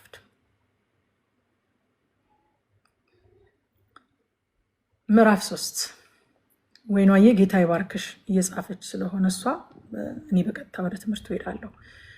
ምዕራፍ 3 እንግዲህ በታላቅ መከራ ውስጥ እግዚአብሔርን ተስፋ ስለማድረግ የሚያሳይ ነው። ሁለቱ ምዕራፍ ውስጥ እንግዲህ ለቅሶ ነው፣ ጭንቀት ነው፣ መከራ ነው፣ የደረሰባቸውን የወረደባቸውን መዓት ነው የሚናገሩት። አሁን ምዕራፍ 3 ላይ ስንመጣ ደግሞ ለየት ያለ ነገር እንመለከታለን። በታላቅ መከራ ውስጥ እግዚአብሔርን ተስፋ ማድረግን ደግሞ ያሳየናል። ከቁጥር 1 እስከ 18 ድረስ መከራ ያየ ሰው እኔ ነኝ ይላል ኤርሚያስ። ፐርሰናል ይሆናል። የለቅሶን ጉርጉሮ የሆነ ከሀገራዊነት ወደ ግል ህይወት ይሻገራል እዚህ ምዕራፍ ላይ ማለት ነው። አሁን ስለ ራሱ ያደርገዋል። መከራ ያየ ሰው እኔ ነኝ ይላል። በቃ ቁጥር 2 ላይ ምንም ብርሃን ወደሌለበት ጨለማ መርቶ ወሰደኝ ይላል። አይገርማችሁም? ኤርሚያስ የሚያልፍበት ጨለማ፣ የደረሰበት ስብራት፣ የገጠመው ምሬት፣ ድካሙ፣ መገለሉ እግዚአብሔር ራሱ ጠላት እንደሆነበት እንዲሰማው አድርጎታል። ስለዚህ ምን አለ? ምንም ብርሃን ወደሌለበት ጨለማ መርቶ የወሰደኝ ራሱ እግዚአብሔር ነው አለ። የመከራው ክብደት ነው ኤርሚያስን እንደዚህ ያስባለው። አንዳንድ ጊዜ በከባድ ሁኔታዎች ውስጥ ስናልፍ እንዲህ አይነት ስሜት ሊሰማን ይችላል። በእኛ አልተጀመረም። አባቶቻችንም በዚህ አልፈዋል። እንግዳ ነገር እንደመጣብን እንዳናስብ ይህ ክፍል ያስተምረናል። አንዳንድ እግዚአብሔር ራሱ ጠላት እንደሆነብን፣ እግዚአብሔር ራሱ ከፊታችን እየቀደመ ነገሮችን እንደሚዘጋጋብን፣ እግዚአብሔር ራሱ ፊቱን እንዳዞረብን ሊሰማን ይችላል። ኤርሚያስም ተሰምቶታል። በእኛ አልተጀመረም። በእኛ አልተጀመረም።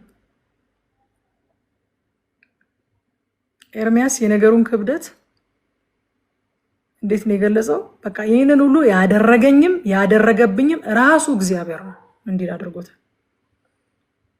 በጣም የሚገርመው ግን እግዚአብሔር አልቀሰፈውም። እግዚአብሔር ያውቃል። ኤርሚያስ የሚያልፍበትን ነገር ያውቃል፣ ይረዳል። ስለዚህ እንዴት እንዲህ ትለኛለህ ብሎ ኤርሚያስን አልቀሰፈውም። የሚያውቀንን አምላክ ነው የምናመልከው። የሚረዳንን አምላክ ነው የምናመልከው። ለምን ያልነውን ነገር እንዳልን የሚያውቅ ጌታ ነው ያለን። በእውነት ከመከራው ክብደት፣ ከችግሩ ጥልቀት ወይንም ከልብ ጠማማነት ወይንም ከክህደት የተነገረን ነገር ለይቶ ጠንቅቆ የሚያውቅ ጌታ ነው ያለን። ስለዚህ ኤርሚያስን ልብ ተረድቶታል። አንተ ነህ እንደዚህ ያደረከኝ ሲለው፣ ክፍሉን ሄዳችሁ አንብቡት፣ ምዕራፍ 3 ነው። አንተ ነህ ሲለው አልቀሰፈውም። ያለበትን ልብ። ሃሌሉያ! የተናገርነውን ንግግር ሳይሆን የተናገርንበትን ልብ የሚሰማ አምላክ ነው ያለን። ልባችንን ነው የሚሰማው። ብንንተባተብ እንኳን የልባችንን ግን ያውቃል። አባታችን ስለሆነ ያውቃል። አንዳንድ ጊዜ ልጆቻችሁ አፍ ሲፈቱ ገና ቃላት እየገጣጠሙ መናገር ሲጀምሩ ለማንም ሰው አይሰማም የሚናገሩት ነገር። እናት ግን ትሰማቸዋለች። እና የትርጉም ስራ እንሰራለን። እንዲህ ማለት ፈልጎ ነው እንዲህ እያለ እንዴት እንደሰሙት ራሱ በሚገርማችሁ ሁኔታ በቃ እንዴት እንደሰማ ነው ለእኛ ለራሳችን እየገረመን፣ ማንም ሰው አልገባውም፣ እኛ ገብቶናል። እንትን ፈልጎ ነው እንላለን። እግዚአብሔር የተናገርነውን ገጣጥመን የተናገርነውን ቃል ብቻ ሳይሆን ያልተገጣጠሙትን ድብልቅልቅ ያለብንን ቃላት አሰካክተን ማውጣት ያቃተንን ልባችን ውስጥ ያለውን የመነሻ ሀሳባችንን የሚረዳ አምላክ ነው። አፋችን ላይ የተሳለጠውን የተሰማመረውን አርቲኩሌትድ የሆነውን ብቻ ሳይሆን በልባችን ውስጥ ያለውን ቃላት ያጣንለትን ብለን ብቻ የተውነውን እሱን የሚሰማ አምላክ ነው። ኤርሚያስ አፍ ላይ ያለውን ምሬት ሳይሆን ኤርሚያስ ልብ ውስጥ ያለውን ቅንነት፣ ኤርሚያስ ልብ ውስጥ ያለውን እምነት፣ ኤርሚያስ ልብ ውስጥ ያለውን እውነተኝነት የሚያደምጥ አምላክ ስለሆነ አልቀሰፈውም። የሆነ እግዚአብሔርን በቃላት ጨዋታ የምናሰራው፣ በቃላት ጨዋታ የምናስቆመው አምላክ አድርገን እንዳናስበው መጠንቀቅ አለብን። እንዲህ ስላልሽ ነው፣ እንዲህ ስላላልክ ነው። ኧረ ስንልም ሳንልም የሚሰማ አምላክ ነው። ገና ሳትናገሩ የሚያስፈልጋችሁን የሚያውቅ፣ የኔ ቃላቶች ስላልተሰካኩ፣ የሆነ ፎርሙላ ስላላሟላው፣ የሆነ ማለት የሌለብኝን ነገር ስላልኩኝ የሚቆም ወይንም ደግሞ የሆኑ ቃላቶች ገጣጥሜ የሆነ ነገር አሰካክቼ ማለት የሚገባኝን ነገር ስላልኩኝ የሚሰራ፣ ኧረ እንደዚህ አይነት አምላክ አይደለም እግዚአብሔር። ልብ ያሰበውን የመነሻውን የውስጡን ኢንቴንሽናችንን የሚያውቅና የሚረዳ አምላክ ነው። አንድ ጊዜ እነዚህ አባቶችን ኢንተርቪው ሳደርግ መቼም እግዚአብሔር በዛ ውስጥ በጣም ነው የሚያስተምረኝ በጣም። እና አንድ አባት ምን አሉ፣ ጌታን ተቀብለው ወደ ሰፈራቸው ከመንደራቸው እሳቸው ናቸው የመጀመሪያ ጌታን የተቀበሉ ሰው እና 90 ምናምን ዓመታቸው ነው። ጌታን የተቀበሉ ሰው እሳቸው ናቸው ከመንደራቸው። እና በቃ ሚሽነሪዎቹ ወንጌል ሰበኩልን፣ ጌታን ተቀበልን። ከዛ በኋላ እነሱ መንግስት አባረራቸውና ከሀገር ወጡ። መጽሐፍ ቅዱስ ሰጥተውናል፣ በብና መጽሐፍ አስተምረውናል። ሄዱ፣ መንግስት አባሯቸዋል። ከዛ በኋላ ሰዎች የታመሙ ሰዎች ሲመጡ፣ በአጋንንት ስርዓት ውስጥ ያሉ ሰዎች ሲመጡ መጽሐፍ ቅዱስ ከፍትና የማቴዎስ ወንጌልን አነባለሁ። በቃ የእግዚአብሔር ልጅ የኢየሱስ ክርስቶስ ወንጌል ቅዱስ ማቴዎስ እንደጻፈው ብዬ ማቴዎስ ወንጌልን ማንበብ ስጀምር አጋንንት ጮሆ ይወጣሉ፣ በሽተኞች ይፈወሳሉ አሉ። እረ ወዳጆች፣ እግዚአብሔር በእኛ ፎርሙላ የሚሰራ በእኛ ፎርሙላ የሚቆም አምላክ አይደለም። አንድም አባት እንደዚህ ይነግረውኛል፣ እንዴት እንደሚጸለይ ለአጋንንት፣ እንዴት እንደሚጸለይ ለህሙማን የማውቀው ነገር የለም አሉ። እኔ የተማርኩት ጌታ ለደቀ መዛሙርቱ ያስተማረውን አባታችን ሆይ የሚለውን ጸሎት ነው። ስለዚህ በአጋንንት ስራትም ያለ ሲመጣ፣ ህሙማንም ሲመጡ፣ መንፈስ ቅዱስ መሙላት የሚፈልግም ሲመጣ እኔ የምጸልየው አባታችን ሆይ ነው። ግን ሁሉም ጸሎት ምላሽ ያገኝ ነበር። ኧረ እግዚአብሔር ከአይምሯችን በላይ ነው። በእውነት ከአይምሯችን በላይ ነው።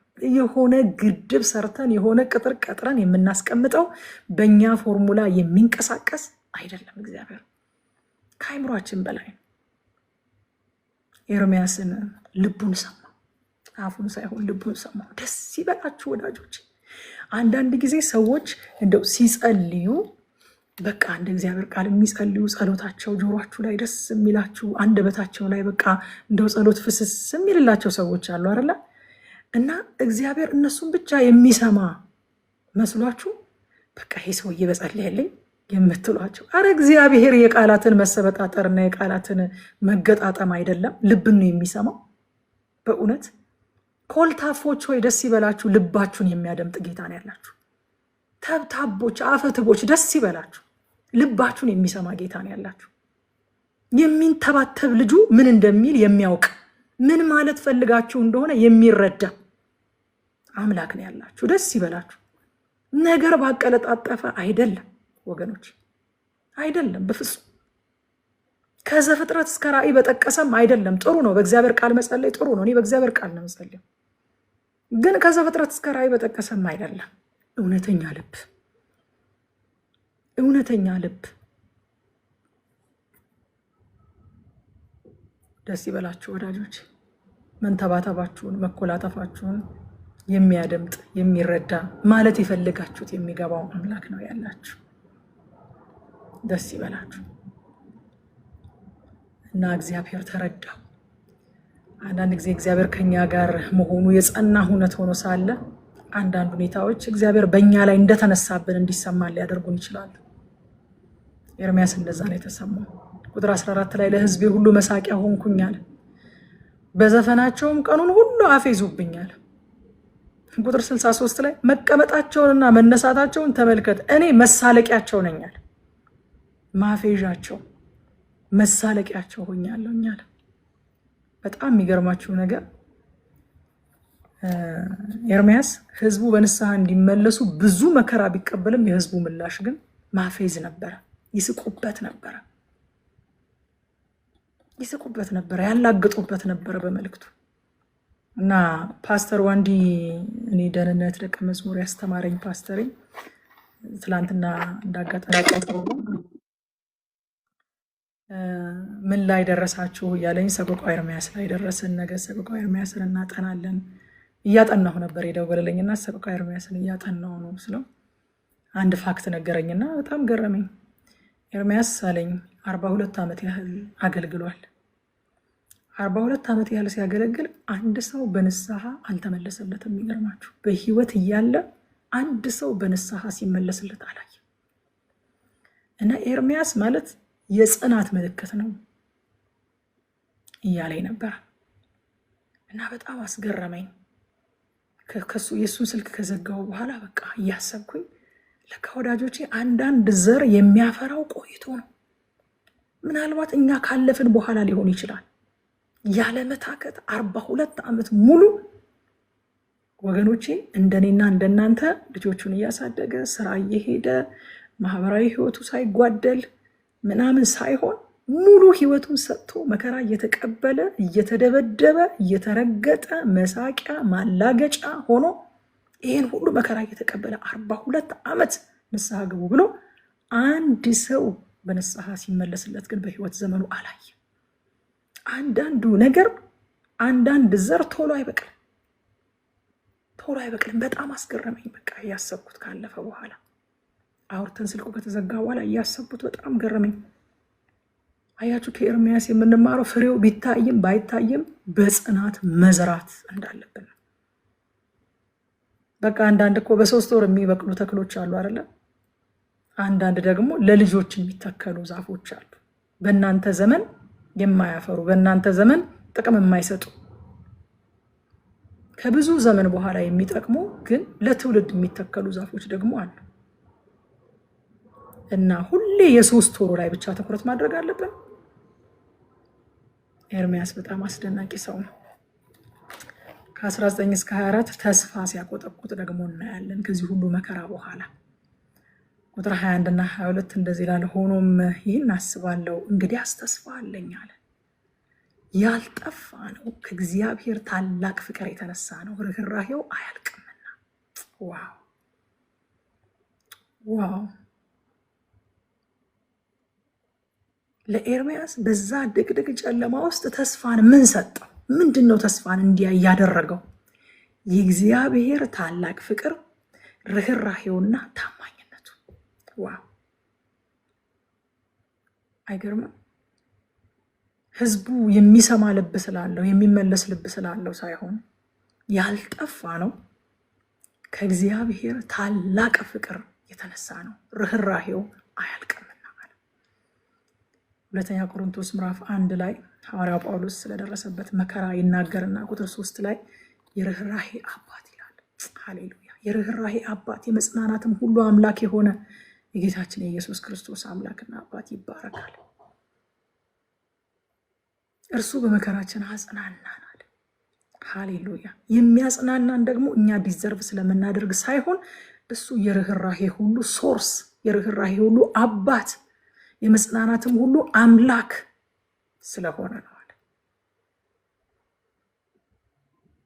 ሁለተኛ ጢሞቴዎስ 2:13 ላይ ደግሞ ባናምነውም እሱ የታመነ ሆኖ ይኖራል፣ ራሱን ሊክድ አይችልምና አለ። ወገኖቼ የክርስቲያን ተስፋው መሰረቱ የማይለዋወጠው የእግዚአብሔር ባህሪ እንጂ የሚለዋወጡ ሁኔታዎች አይደሉም። ኤርምያስንም ሆነ ሐዋርያው ጳውሎስን ተስፋ እንዲያዩ ያደረጋቸው በዛ ታላቅ መከራ ውስጥ ሲያልፉ ተስፋ እንዲያደርጉ ተስፋ እንዲያዩ ያደረጋቸው የማይለዋወጠው የእግዚአብሔር ባህሪ እንጂ የሚለዋወጠው ሁኔታ አይደለም። ባቢሎናውያን ይራሩልናል ብሎ አይደለም። ህዝቡ የሚመለስ ልብ አላቸው ይመለሳሉ ብሎ አይደለም። ኤርምያስ ከእግዚአብሔር ታላቅ ፍቅር የተነሳ ርኅራኄውም ስለማያልቅ፣ ጳውሎስ ደግሞ የርኅራኄ ሁሉ አባት የመጽናናትም ሁሉ አምላክ ስለሆነ እግዚአብሔር ለዚህ ነው እንጽናናዋል። ከቁጥር 25 እስከ 30 ዝም ብሎ እግዚአብሔርን ተስፋ ማድረግ መልካም ነው ይለናል። እግዚአብሔርን የምንጠብቀው በተስፋና በእምነት ሆነን ነው። የሆነ ፓሲቭ አይደለም። አጠባበቃችን ፓሲቭ አይደለም። ከዚህ በፊት ኢሳያስን ስናጠና አይተናል። ኢሳያስ 40:31 ላይ እግዚአብሔር እንዴት እንደሚጠበቅ አይተናል። እግዚአብሔርን በመተማመን የሚጠባበቁ ይላል። በተስፋ የሚጠባበቁ በመተማመን የሚጠባበቁ ኃይላቸውን ያድሳሉ። ዝም ብለው ፓሲቭ ሆነው የሚጠባበቁ አይደሉም። እስኪም የሆነውን እናያለን የሚሉ አይደሉም። በመተማመን የሚጠባበቁ ኃይላቸውን ያድሳሉ። እንደ ንስር በክንፍ ይወጣሉ፣ ይሮጣሉ፣ አይታክቱም፣ ይሄዳሉ፣ አይደክሙም ይላል። እዛ ቁጥር 26 እና 27 ላይ ኤርምያስ እንደዚህ ያለ ሰው የእግዚአብሔርን ማዳን ዝም ብሎ ተስፋ ቢያደርግ መልካም ነው። ሰው በወጣትነቱ ቀንበር ቢሸከም መልካም ነው አለ። እግዚአብሔር አሸክሞታልና ዝም ብሎ ይሸከም። አያችሁ ወዳጆቼ፣ የእግዚአብሔር ቅጣት እዚህ ቦታ ላይ ቀንበር የሚለው ቅጣትን ነው። የእግዚአብሔር ቅጣት ለጊዜው ቢያምም ዓላማው መልካም ስለሆነ መቀበል መልካም ነው። የእግዚአብሔርን ቅጣት በአቋራጭ ለማምለጥ መሞከር ከቅጣቱ ጋር ብቻ ሳይሆን ከቅጣቱ ዓላማ ጋር እንድንተላለፍ ያደርገናል። ምክንያቱም እግዚአብሔር ያለ ዓላማ ሰውን አይቀጣም፣ ያለ ጥቅም ሰውን አይቀጣም። ከጥቅሙም ጋር ነው የምንተላለፈው። ስለዚህ ሰው እግዚአብሔር ያሸከመውን ቀንበር ዝም ብሎ ቢሸከም ጥሩ ነው አለ ኤርምያስ። ጥሩ ነው ቢሸከም። ለጥቅሙ ነው። ቅጣቱን ስኪፕ ሲያደርግ ጥቅሙንም ነው ስኪፕ የሚያደርገው አብሮ። ከዛ ከ31 እስከ 39 እግዚአብሔር ሆን ብሎ በሰው ላይ መከራ አያመጣም ይላል። ምንም እግዚአብሔር ሆን ብሎ በሰው ላይ መከራ አያመጣም ይላል። ኤርምያስ ከ31 እስከ 39 ባለው ክፍል ላይ ምንም እንኳን ያሉበት መከራ ጥልቅ ቢሆን እግዚአብሔር እንዲሁ ከሜዳ ያመጣባቸው መከራ እንዳልሆነ ደግሞ ይመሰክራል። እንዳውም መከራ ቢያመጣ እንኳን እግዚአብሔር ይራራል፣ ከልቡ ሰውን አያስጨንቅም ይላል። ይራራል።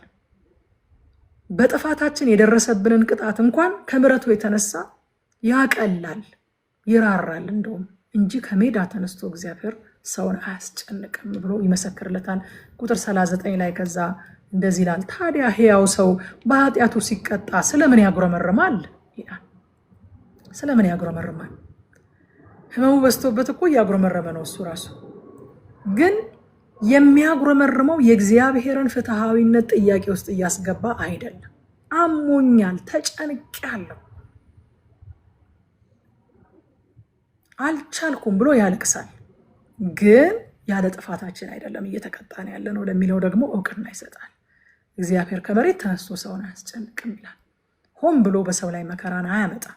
እንደውም እንደ በደላችን አይደለም ይቀጣል፣ አቅልሎልናል ብሎ ይህንን መሰረታዊ እውነት እውቅና ይሰጣል ማለት ነው። እዛ ከቁጥር 40 እስከ 47 መንገዳችንን እንመርምር እንመለስ ይላል። ምን ማለቱ ነው? እግዚአብሔርን ወይንም ሌሎች ሰዎችን መውቀሳችንን አቁመን ራሳችንን እንመልከት ይላቸዋል። ብዙ ጊዜ ሌላው ላይ ማሳበብ እኮ ይቀላል። ከዚህ በፊትም እያየን መጥተናል አይደለ? አባቶቻችን ባደረጉት መከራ ነው እኛ ይህን ነገር፣ አባቶቻችን ባጠፉት ጥፋት ነው እኛ ይህን መከራ እየተቀበልን ያለ ነው ብለው አባቶቻቸውን ይወቅሱ ነበር፣ አባቶቻቸውን ይከሱ ነበረ። እግዚአብሔር ሆይ ምን ነው ብለው ደግሞ እግዚአብሔርን መልሰው ይወቅሱ ነበረ። ኤርምያስ የሚላቸው አሁን እግዚአብሔርን መውቀስ፣ አባቶቻችንን መውቀስ አቁመን ራሳችንን እንመርምር፣ መንገዳችንን እንመልከት። ምክንያቱም የመከራው ዓላማ ራሱ ራሳቸውን እንዲመለከቱ መንገዳቸውን እንዲመረምሩ ነበረ። ከዛ ከ48 እስከ 66 ድረስ ኤርምያስ ከጉድጓድ ውስጥ ሆኖ የጸለየውን ጸሎት ነው የምናገኘው። ጉድጓድ ውስጥ ይጸለያል እንዴ እናንተ? ጉድጓድ ውስጥ እኮ ነው፣ ጭቃ ውስጥ ሆኖ ጉድጓድ ውስጥ ሆኖ ኤርምያስ ይጸልይ ነበረ። ከዛ ቁጥር 57 ላይ በጠራሁ ጊዜ ቀረብከኝ፣ እንዲሁም አትፍራ አልከኝ። አትፍራ አልከኝ፣ ቀረብከኝ ይላል። በዚህ አስጨናቂ ሁኔታ ውስጥ የእግዚአብሔር መልስ አይገርማችሁም? አትፍራ። ምኑ ነው ማያስፈራው? ጨለማ እኮ ነው፣ ጉድጓድ እኮ ነው፣ ከተማ እየተቃጠለ እኮ ነው፣ ሰዎች እየተገደሉ እኮ ነው፣ የቀሩት በረሃብ እያለቁ እኮ ነው፣ ከሰይፍ የተረፈ በረሃብ እያለቀ። አትፍራ ይለዋል እግዚአብሔር። ማያስፈራ ነገር ስለሆነ ነው አትፍራ የሚለው። ያለበት ጉድጓድ ያለበት ጨለማ የማያስፈራ ስለሆነ ነው አይደለም። ጉድጓድ ውስጥ ሲጣል ያልጣለው ጌታ አብሮት ስላለ አትፍራ ይለዋል። ሃሌሉያ። እኔ በጣም ይገርመኛል የእግዚአብሔር ባህሪ።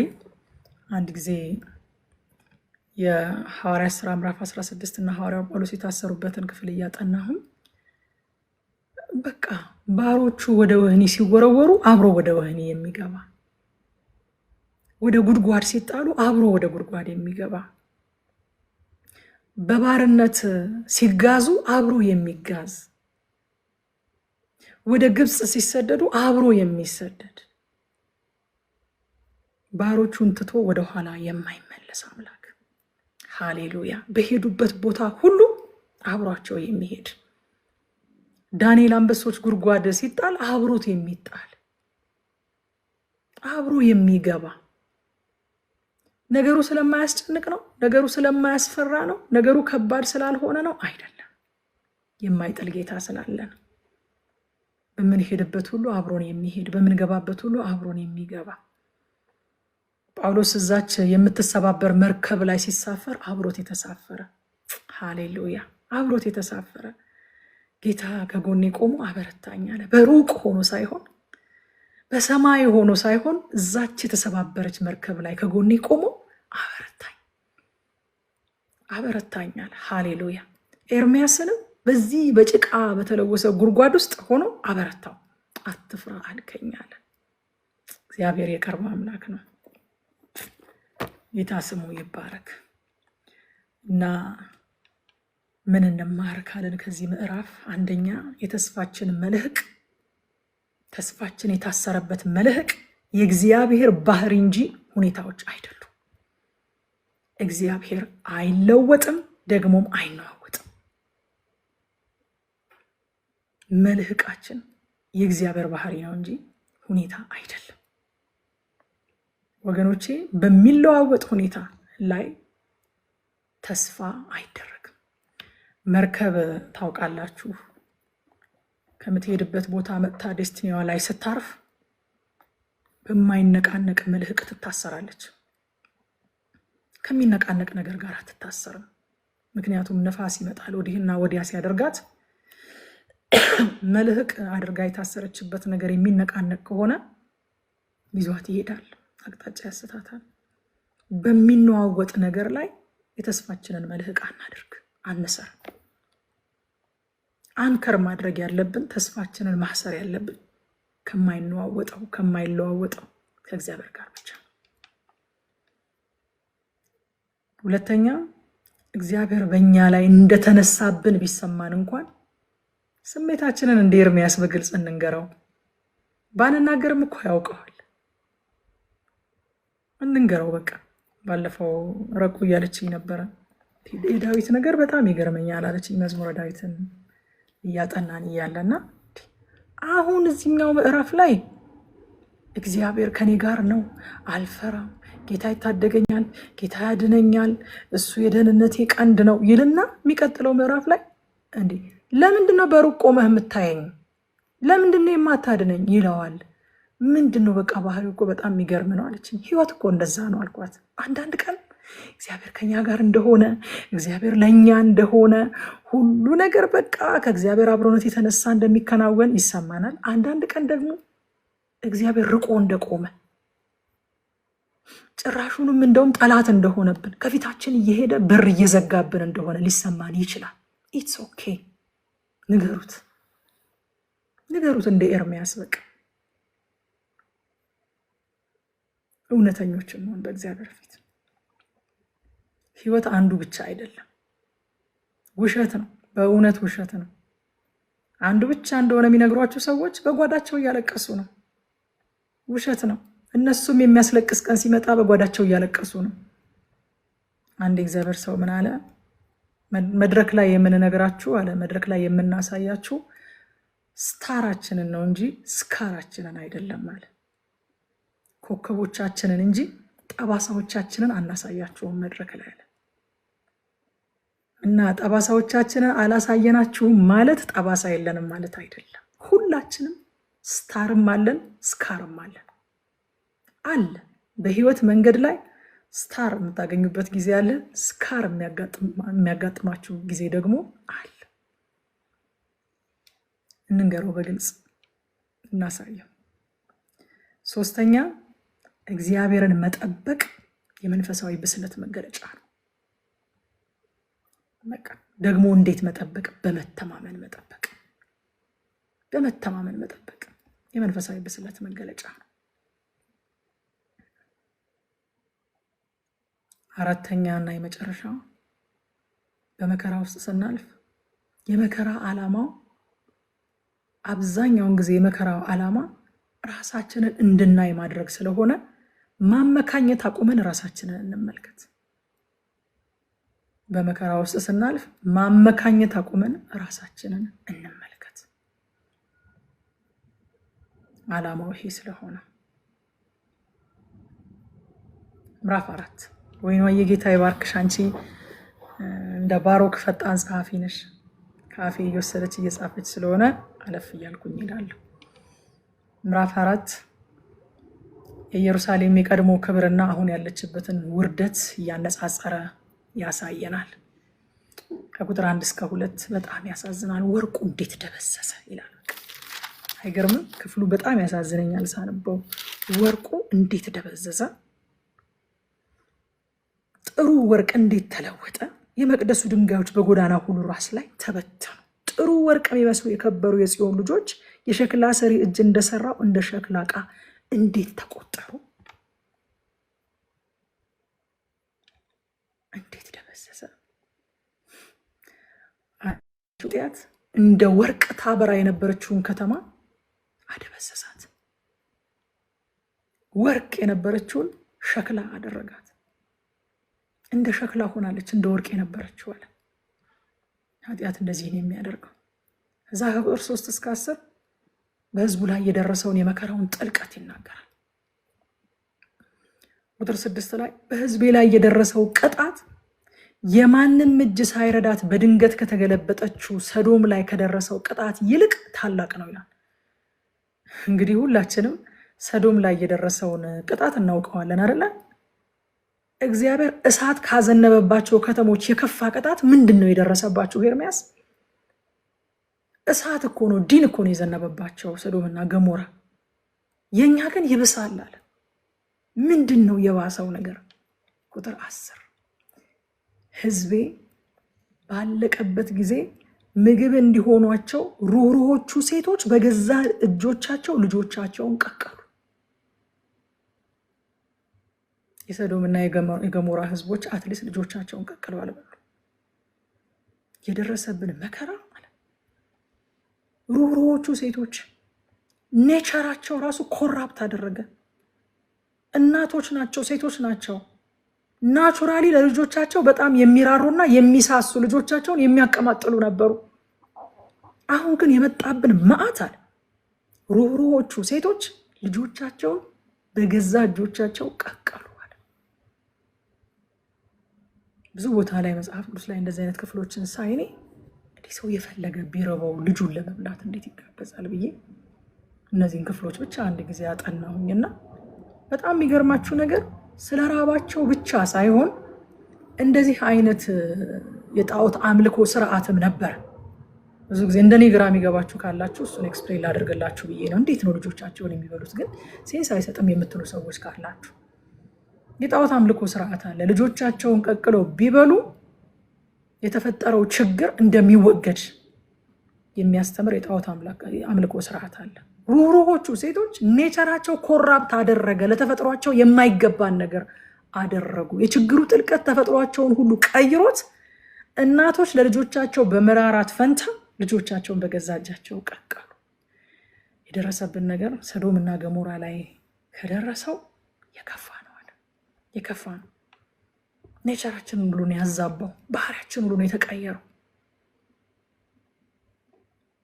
ዘዳግም 28:53 ላይ እንደዚህ ይላል፣ ጠላቶችህም ከበው ባስጨነቁህና መከራ ባሳዩህ ጊዜ አምላክህ እግዚአብሔር የሚሰጥህን የሆድህን ፍሬ የወንዶችና የሴቶች ልጆችህን ስጋ ትበላለህ።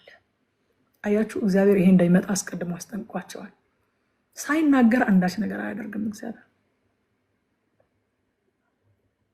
ከዛ ከ11 እስከ 16 ድረስ መከራው ለምን እንደመጣባቸው ደግሞ ይናገራል። በተለይም ቁጥር 13 ላይ ይህ ግን ይላል ከነቢያት ኃጢአት ከካህናቷ መተላለፍ የተነሳ ሆኗል፣ በውስጧ የጻድቃንን ደም አፍስሰዋልና ይላል። አያችሁ፣ የመሪዎችና የአገልጋዮች በደል ቅጣቱ ከራሳቸው አልፎ የወከሉት ህዝብ ጋር ይደርሳል። መሪዎችና አገልጋዮች መልካም ሲሆኑ በረከቱ ለህዝቡ ይፈሳል። ሪፕሬዘንት የሚያደርጉት ህዝብ ጋር ቅጣቱም ይደርሳል፣ በረከቱም ይደርሳል።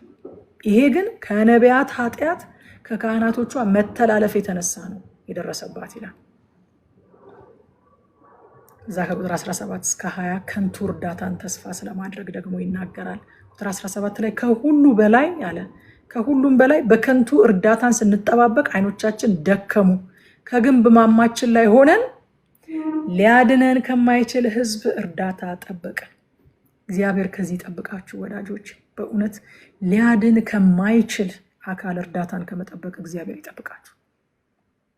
ሊያድነን ከማይችል ህዝብ እርዳታን ጠበቅን።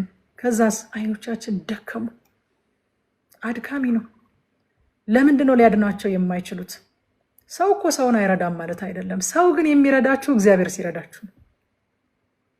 ይህንን በጣም ጠንቅቀን ልናውቅ ያስፈልጋል ወዳጆች። እግዚአብሔር የጣለውን እግዚአብሔር የተጣላውን ማንም አይረዳውም። እግዚአብሔር ሊረዳችሁ ሲፈቅድ ግን የሚረዷችሁ ሰዎችን ይልክላችኋል። ከሰማይ እኮ አይደለም የሚያዘንበው። ሊረዳችሁ ሲፈልግ የሚረዷችሁ ሰዎችን ይልካል። እግዚአብሔር ካረዳችሁ ግን ሰው አይረዳችሁ። እግዚአብሔር ከተጣላችሁ፣ እግዚአብሔር ከጣላችሁ ሰው አያነሳችሁ።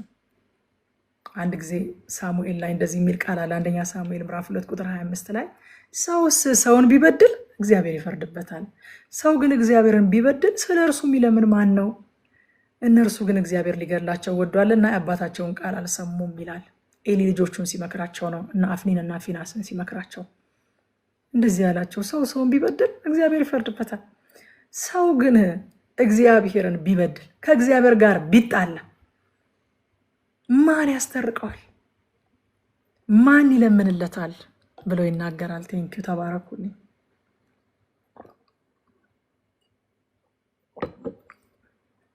ወዳጆቼ አንዳንድ ጊዜ እርዳታን መጠበቅ ከማይገባን ቦታ ጠብቀን መቀየም የሌለብንን ሰዎች እንቀየማለን።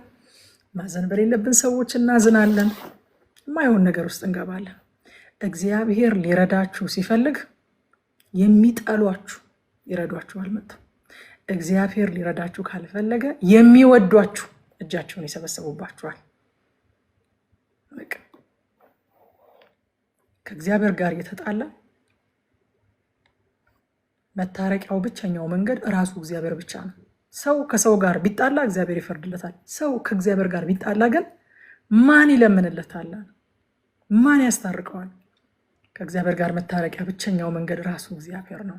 ያ እግዚአብሔር ደግሞ ወልድ የሆነው እግዚአብሔር ክርስቶስ ኢየሱስ ነው። ቁጥር 20 ላይ በእግዚአብሔር የተቀባው የሕይወታችን እስትንፋስ በወጥመዳቸው ተያዘ፣ በጥላው ስር በአሕዛብ መካከል እንኖራለን ብለን አስበን ነበረ ይላል። ንጉሳቸውን ነው በእግዚአብሔር የተቀባው የሚሉት። ተማረከ፣ ተያዘ በወጥመዳቸው። እግዚአብሔር ካልፈቀደለት በቀር ጸንቶ የሚቆምም ዙፋን የለም፣ መደገፊያ የሚሆንም ዙፋን የለም፣ መደገፊያ የሚሆንም ሲስተም የለም። ቁጥር 21 እስከ 22 ቅጣቱ ማብቂያ አለው ብሎ ደግሞ ያጽናናቸዋል። ምዕራፉ የሚዘጋው ኤዶምን እያስጠነቀቀ ለጽዮን ደግሞ ቅጣቷ ለዘላለም እንዳልሆነ ማብቂያ እንዳለው እየነገረ እያጽናና ነው ይሄ ምዕራፍ የሚያልቀው። ምን እንማር ከዚህ ምዕራፍ? ምን እንማር? አንደኛ ኃጢአት ውበትንም ክብርንም ያሳጣል።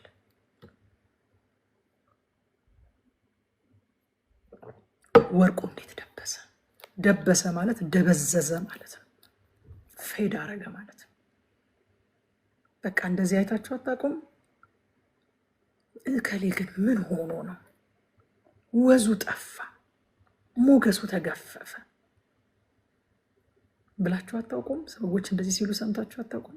ኤርሚያስ እንደዚህ ያለ፣ በቃ ወርቁ እንዴት ደበዘዘ፣ ጥሩ ወርቅ እንዴት ተለወጠ፣ እንዴት ፌድ አደረገ። ኃጢአት ውበትንም ክብርንም ያሳጣል። ደግሞስ ወርቁ እንደ ሸክላ ሆነ አለ። ክብርንም ያሳጣል፣ ዋጋን ያሳጣል፣ ዋጋችን እንዲቀንስ ያደርጋል። ሁለተኛ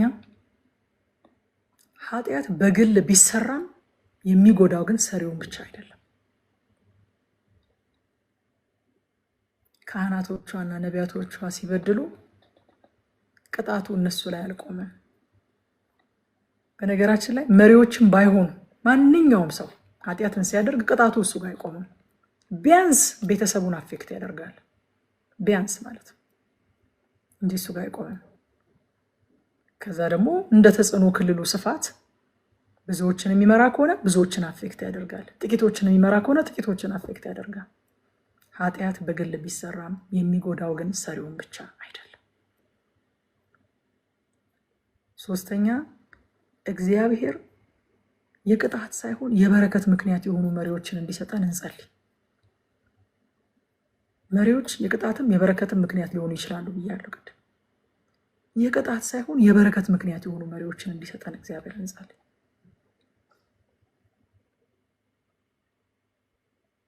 አራተኛ ሰውን ከእግዚአብሔር ጋር ማስታረቅ የሚችለው እግዚአብሔር ወልድ የሆነው ኢየሱስ ክርስቶስ ብቻ ነው።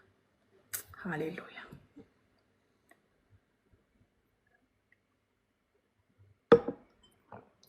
ወይኗ የጌታ ይባርክሽ። በጣም እያገለገልሽኝ ስለሆነ ሰዓታችን በጣም ሄዷል፣ ግን 5ኛ ምዕራፍ ላይ ደርሻለሁ። እግዚአብሔር ረድቶኝ አንዱ ምዕራፍ ትንሽ ረዘም ያለ ስለነበረ ነው የቆየሁት። ምዕራፍ 5 እንግዲህ ለሪስቶሬሽን የተደረገ ጸሎት ነው። ቁጥር 1 ላይ እግዚአብሔር ሆይ በእኛ ላይ የደረሰውን አስብ፣ ውርደታችንን እይ ተመልከትም ይላል። አስብ ማለታቸው እንግዲህ እግዚአብሔር ስለሚረሳ ሳይሆን አቤቱታ እንደማቅረብ ነው፣ አፒል እንደማድረግ ነው። ተመልከት፣ አስብ ይሉታል። ከዛ ከቁጥር 2 እስከ 18 ድረስ የእግዚአብሔር ፍርድ ያደረሰባቸውን ጉዳት አሁንም በዝርዝር ያስቀምጣል።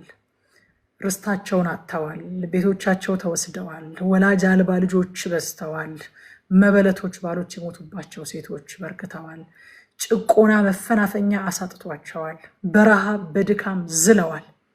እንደውም ከ16 እስከ 18 እንደዚህ ይላል፣ አክሊላችን ከራሳችን ላይ ወድቋል፣ ወዮልን ኃጢአት ሰርተናልና፣ ከዚህ የተነሳ ልባችን ደከመ፣ ከዚህም የተነሳ ዓይናችን ፈዘዘ። ባዶዋን የቀረችው የጽዮን ተራራ የቀበሮች መፈንጫ ሆናለች ይላል።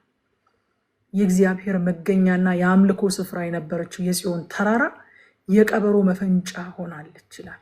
አያችሁ፣ የኃጢአትን ክፋት በይበልጥ ያሳየናል። ይሄ አክሊላችን ከራሳችን ላይ ወድቋል፣ ክብራችን ተገፏል፣ ሞገሳችን ተገፏል። ለምን? ኃጢአት ሰርተናልና። ከዚህም የተነሳ ልባችን ደከመ፣ ዓይናችን ፈዘዘ። ለምን? ባዶዋን የቀረችው የጽዮን ተራራ የቀበሮች መፈንጫ ሆናለችና ይላል። ቁጥር 7 ላይ ከፍ ብላችሁ ስታዩት አባቶቻችን ኃጢአት ሰርተው አለፉ፣ እኛም የእነርሱን ቅጣት ተሸከምን ይላል። ቁጥር 16 ላይ ስመጡ ደግሞ አክሊላችን ከራሳችን ላይ ወድቋል፣ ወዮልን ኃጢአት ሰርተናል። ቁጥር 7 የአባቶቻቸውን ኃጢአት አክኖሌጅ ያደርጋሉ። ቁጥር 16 ደግሞ የራሳቸውን ኃጢአት አክኖሌጅ ያደርጋሉ። ሁለቱንም እውቅና ይሰጣሉ ማለት ነው። የአባቶቻቸውና የራሳቸውን ኃጢአት ይናዘዛሉ። በአባቶቻቸው አሳበው ራሳቸውን ነፃ አላወጡ። እስከዛሬ ምን ሲያደርጉ ነበር? በአባቶቻቸው እያሳበቡ ነበረ። አሁን ግን ፕሮግረስ አሳዩ። አባቶቻችንም ኃጢአት ሰርተዋል፣ እኛም ራሳችን ደግሞ ኃጢአት ሰርተናል። ከዚህ የተነሳ ነው ዋጋ እየከፈልን ያለ ነው ይላሉ። በእውነተኛ ንስሐ ውስጥ ማመካኘት የለም፣ እውነተኛ ኑዛዜ ነው ያለው። ፈውስ የሚጀምረው ደግሞ እውነተኛ ከመሆን ነው። ቁጥር 19 ላይ አቤቱ እግዚአብሔር ሆይ አንተ ለዘላለም ትገዛለህ፣ ዙፋንህ ከትውልድ እስከ ትውልድ ይኖራል ይላል። ኦል ኦፍ ተሰደን አዲስ ነገር ነው የሚናገረው። ስለ ኃጢአት ስላደረሰባቸው ስላመጣባቸው መዘዝ ምናምን እየተናገረ መጥቶ አቤቱ እግዚአብሔር ሆይ ያለ በድንገት አንተ ለዘላለም ትገዛለህ፣ ዙፋንህ ከትውልድ እስከ ትውልድ ይኖራል። አያችሁ፣ ንስሐም ሆነ የትኛውም አይነት ጸሎት እዚህ የማይነዋወጥ እውነት ላይ መመሰረት አለበት። ኢየሩሳሌም ፈርሳለች፣ መቅደሱ ተቃጥሏል፣ ንጉሷ ተማርኳል። እግዚአብሔር ግን ለዘላለም በዙፋኑ ላይ ይኖራል። ሃሌሉያ። እነዚህ ሁሉ ነገሮች ቢነዋወጡም የማይነዋወጥ አንድ ዙፋን ግን አለ። በዛ ዙፋን ላይ እግዚአብሔር ለዘላለም ይኖራል። ይህንን እውቅና ይሰጣል። በቃ በሚለዋወጥ ሁኔታ ውስጥ የማይለዋወጠውን አምላክ አያስገባውም ኤርምያስ። ሁሉም ነገር ተለውጧል። አይኑ እያየ ኤርምያስ ያቺ የምድር ሁሉ ውበት የተባለች ከተማ እንዳልነበረች ስትሆን ስትለዋወጥ አይቶ እግዚአብሔርም ይለወጣል ማለት ነው አላለም። ሁሉ ይለዋወጣል፣ አንተ ግን አትለወጥም ማለት ለዘላለም በዙፋን ጸንተ ትኖራለህ። ዕብራውያን 13:8 ኢየሱስ ክርስቶስ ትናንትና ዛሬም ለዘላለም ያው ነው ይላል። he is the same። በዚህ በየሰከንዱ በሚለዋወጥ ዓለም ውስጥ አንድ የሚያጽናና ንጹህ መሰረት ኢየሱስ ክርስቶስ ትናንትናም ዛሬም ለዘላለም ያው መሆኑ ነው። ሃሌሉያ ሃሌሉያ። ከዛ ቁጥር 21 ላይ እግዚአብሔር ሆይ ወደ አንተ መልሰን እኛም እንመለሳለን፣ ዘመናችንን እንደ ቀድሞ አድስ ይላል። ይሄ በጣም ኪ ነው፣ በጣም ቁልፍ ነገር ነው። ወደ አንተ መልሰን። እውነተኛ መመለስ ወደ እግዚአብሔር መመለስ ነው። ወደ አንተ መልሰን ይላል። ወደ ርስታቸው ለመመለስ አይደለም እየጸለዩ ያሉት፣ ወደ ቤታቸው ወደ እርሻቸው ለመመለስ አይደለም የጸለዩት፣ ወደ እግዚአብሔር ለመመለስ። አያችሁ አት ዘ ኤንድ ምን እንደጎደላቸውና ምን እንደሆነ ሙላት ሊሆናቸው የሚችለው ነገር ተረዱ። ችግራቸውን አገኙት። የችግሩ ሶርስ ገባቸው። የሚያስፈልጋቸው ነገርም ገባቸው። ወደ እግዚአብሔር መመለስ። አሁን ጸሎታቸው ወደ ርስታችን መልሰን፣ ወደ ከተማችን መልሰን፣ ንጉሳችንን መልሰው፣ መንግስታችንን መልሰው ሳይሆን ወደ አንተ መልሰን። ችግሩ ገብቶናል። አሁን የመጣብን ነገር ሁሉ ለምን እንደመጣብን ገብቶናል። የጎደለን ከተማ አይደለም፣ የጎደለን እርሻ አይደለም፣ የጎደለን ቤት አይደለም፣ የጎደለን ንጉስ አይደለም፣ ወይም ሌሎች ነገሮች አይደሉም። የጎደለን የእግዚአብሔር ክብር ነው። ወደ አንተ መልሰን። ሮሜ ምዕራፍ 3 ቁጥር 23 ላይ ሐዋርያ ጳውሎስ እንደዚህ ያለ፣ ሁሉ ኃጢአትን ሰርተዋልና የእግዚአብሔርም ክብር ጎድሏቸዋል። ወገኖቼ የሰው ልጆች ሁሉ ችግር በኃጢአት ምክንያት ከእግዚአብሔር መለየታችን ነው። ሌላው ነገር ሁሉ የዛ ትሩፋት ነው። አይዘው ትሩፋት ነው። ከእግዚአብሔር የመለየታችን መዘዞች ናቸው ሌሎቹ ነገሮች ሁሉ። ዋናው ችግር ሁሉ ኃጢአትን ሰርተዋል፣ የእግዚአብሔርም ክብር ጎድሏቸዋል። እኛ የጎደለን ብለን የምንዘረዘራቸው ነገሮች አይደሉም የጎደሉን። የጎደለን የእግዚአብሔር ክብር ነበረ። ስደርስበት ይሞላልኛል ብለን የምናስበው ነገር ሁሉ ስንደርስበት የጎደለን ያ እንዳልሆነ ይገባናል። አሁን ብዙ ሰዎች ውስጣቸው ያለው ጉድለት የሆነ ሀገር ቢሄዱ፣ የሆነ ገንዘብ ቢያገኙ፣ የሆነን ሰው ቢያገቡ፣ ልጆች ቢወልዱ፣ በቃ ብቻ የሆነ ያሰቡትን ፖዚሽን ቢይዙ፣ እድገት ቢያገኙ ምናምን የሚሞላ ይመስላቸዋል። ልክ ሲደርሱበት ገስዋት መጀመሪያ ፊገራውት የሚያደርጉት መጀመሪያ የሚገባቸው የጎደላቸው ያ እንዳልነበረ ነው። ያ አልነበረም የጎደላቸው። ሐዋርያው ጳውሎስ ሰው ሁሉ የጎደለው አንድ ነገር ነው አለ፣ የእግዚአብሔር ክብር። እነዚህም ሰዎች ገባቸው። ወደ አንተ መልሰን። አሁን ችግራችን ገብቶናል። ወደ አንተ መልሰን። የሚያስፈልገንን ሙላታችንን አሁን አውቀነዋል። ወደ አንተ መመለስ ነው የሚያስፈልገን። ሌላው ሁሉ ይከተለናል። ሌላው ሁሉ ይጨመርልናል። ወደ አንተ መልሰን። እንዴት ነው የሚሞላው? ሐዋርያው ጳውሎስ ጎድሎታል ብሎ ብቻ ትቶናል። ሄደም ቁጥር 24 ላይ በኢየሱስ ክርስቶስ በሆነው ቤዛነት በኩል እንዲያው በጸጋው ይጸድቃል። እግዚአብሔር ለችግራችን ሁሉ ምንጭ መፍትሄ አበጅቶለታል። ችግራችንን ከምንጩ ዘግቶታል። ሃሌሉያ ሃሌሉያ። ሰው ሁሉ ኃጢአትን ሰርቷል፣ የእግዚአብሔርም ክብር ጎድሎታል። እና ምን ይሻላል? እግዚአብሔር ሆይ በኢየሱስ ክርስቶስ በሆነው ቤዛነት በኩል እንዲያው በጸጋው ይጸድቃል። ኤርምያስም እንደዚህ ያለ፣ አቤቱ ወደ አንተ መልሰን እኛም እንመለሳለን። ዘመናችንን እንደ ቀድሞ አድስ፣ ሪስቶር አድርገን፣ ሪኒው አድርገን። ያ ደግሞ የሚሆነው ወደ ከተሞቻችን ስንመለስ፣ ወደ እርሾቻችን፣ ወደ ቤታችን ስንመለስ ሳይሆን ወደ አንተ ስንመለስ። ወደ አንተ መልሰን ወዳጆቼ፣ ወደ እግዚአብሔር መመለስ ይሆንልን። ኤቭሪዴይ በውሳኔዎቻችን፣ በእርምጃችን፣ በእንቅስቃሴያችን፣ በየትኛውም ነገራችን በየቀኑ ወደ እግዚአብሔር መመለስ ይሆንልን። ወደ እግዚአብሔር መመለስ። ይቺ ነፍሳችን ትባዝናለች። ልክ እንደዛች በግ ቅድም እንዳነሳዋት ትባዝናለች፣ ርቃ ትሄዳለች። እግዚአብሔር በየቀኑ ወደ እርሱ ይመልሰን። በእውነት ወደ አንተ መልሰን። አንተ ስትመልሰን ነው እኛ መመለስ የምንችለው። ከዚህ በፊትም አይተናል። ሰው እግዚአብሔር ካልመለሰው በስተቀር በራሱ ተነሳሽነት መመለስ አይችልም። አንተ መልሰን፣ ወደ ራስህ መልሰን፣ እኛም እንመለሳለን። ግን ያንተን እገዛ እንሻለን። እግዚአብሔር ወደ ራሱ ይመልሰን። በእውነት በእያንዳንዱ የህይወት ውሳኔያችን፣ በእያንዳንዱ የህይወት መንገዳችን ከባዘንባቸው ከየትኛዎቹ አቅጣጫዎች እግዚአብሔር ወደ ራሱ ይመልሰን። ወደ እሱ መመለስ ይሆንልን። ወደ ሀሳቡ መመለስ ይሆንልን። ወደ ኦሪጂናል ፐርፐዙ መመለስ ይሆንልን። አንዳንዴ አካላችን በእግዚአብሔር ቤት ቁጭ ብሎ ግን ነፍሳችን ወጥታለች። እግዚአብሔር ይመልሰን ወዳጆች። አለሁ እያሉ አለመኖር አለ። ከዓላማው መራቅ አለ። እግዚአብሔር ለእኛ ካለው ሀሳብ ርቆ መሄድ አለ። እግዚአብሔር ወደ ራሱ ይመልሰን። የሚጠቅመን እሱ ነው። የጎደለን እሱ ነው። የሚያቅበዘብዘን እሱ ነው። የሚያስፈልገንም እሱ ነው። ወደ እግዚአብሔር መመለስ። ምን እንማር ከዚህ ምዕራፍ?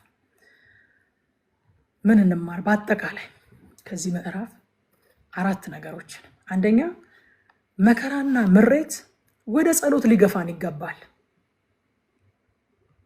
ወደ ጸሎት ሊመራን ይገባል። ሁለተኛ በንስሐ ለመፈወስ ኑዛዜያችን እውነተኛ ይሁን፣ ማመካኘት የሌለበት።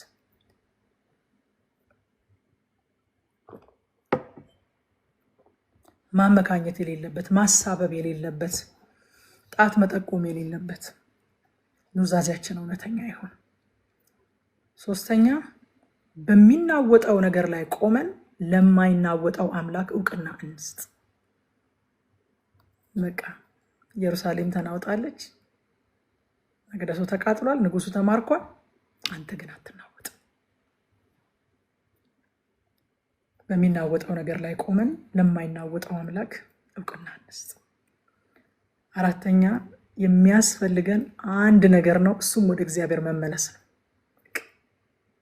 ወደ እግዚአብሔር መመለስ። ይሄ በቃ ጸሎት እንዲሆንልን እፈልጋለሁ። ዛሬ ሰዓት ባይኖረን እንኳን በየቤቶቻችን ግን በቃ ይህንን እንደ ጸሎት ይዘነው እንሂድ። አቤቱ ጌታ ሆይ መልሰኝ፣ እኔ እመለሳለሁ።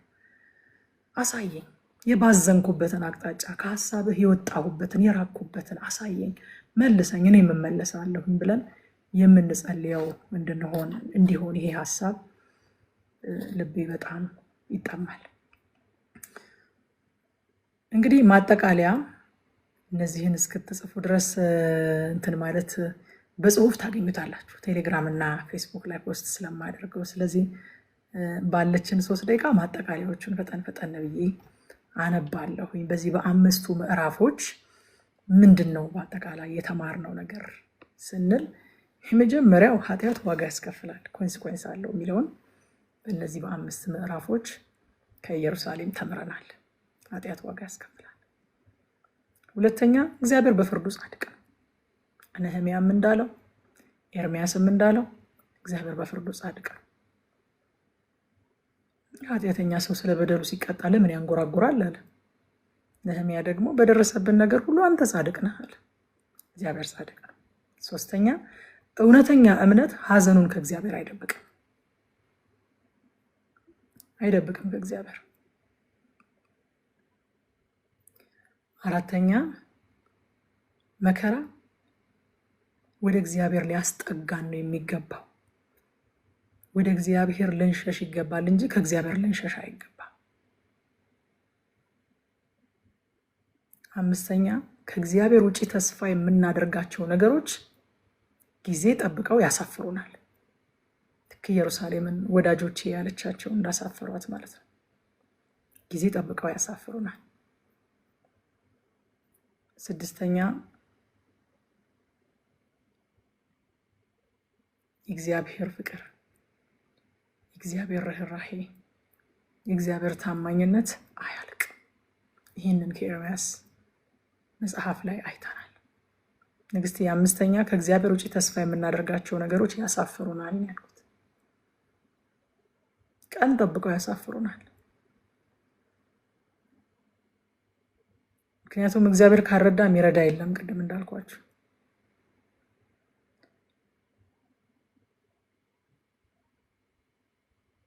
ሰባተኛ ሁሉ ይነዋወጣል፣ እግዚአብሔር ግን በዙፋኑ ለዘላለም ጸንቶ ይኖራል። ሁሉ ይነዋወጣል፣ እግዚአብሔር ግን በዙፋኑ ለዘላለም ጸንቶ ይኖራል። ስምንተኛ ሰው የሚያስፈልገው ወደ እግዚአብሔር መመለስ ነው። ይሄም ደግሞ የሚሆነው በክርስቶስ ኢየሱስ በማመን ብቻ ነው። ሰው የጎደለው የእግዚአብሔር ክብር ነው። የሚያስፈልገው ወደ እግዚአብሔር መመለስ ነው። ይህን ማድረግ የሚቻለው ደግሞ በክርስቶስ ኢየሱስ በማመን ብቻ ነው። እግዚአብሔር ያዘጋጀው ብቸኛው ሶሉሽን እሱ ስለሆነ። ዘጠነኛ የኤርምያስ ስቃዩን ሎሌ የተሰቃየውን የእግዚአብሔር አገልጋይ የሕማም ሰው የተባለውን ክርስቶስን እንድናስብ ያደርገናል።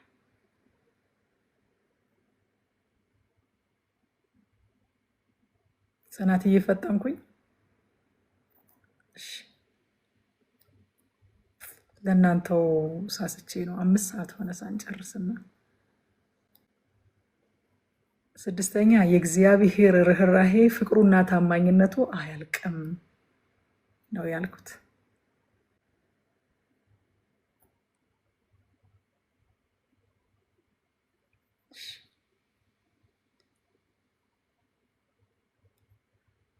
እሺ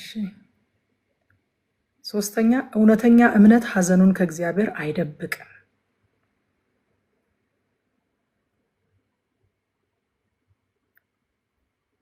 ስምንተኛ ሰው የሚያስፈልገው ወደ እግዚአብሔር መመለስ ነው። ይህም የሚሆነው በክርስቶስ በማመን ብቻ ነው።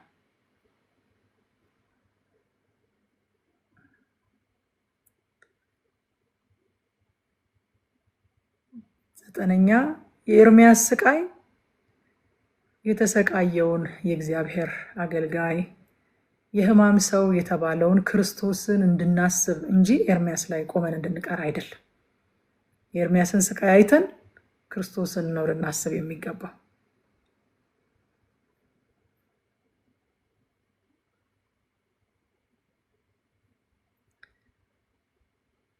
ሁለተኛ እግዚአብሔር በፍርዱ ጻድቅ ነው።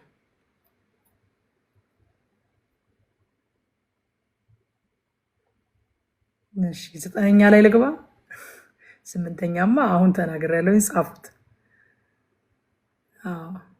ዘጠነኛ የኤርምያስ ስቃይ ስቅዩ ሎሌ ኢየሱስን እንድናስብ እንጂ ኤርምያስ ላይ እንድንቆም አይደለም። ያው ጽፈዋለች ወይ ነው ዘጠኝን። አስረኛ እና የመጨረሻ ጥልቅ በሆነ መከራና ስቃይ ውስጥ እንኳን በእግዚአብሔር ተስፋ አይቆርጥም። ሃሌሉያ! ጥልቅ በሆነ መከራና ስቃይ ውስጥ እንኳን በእግዚአብሔር ተስፋ አይቆርጥም።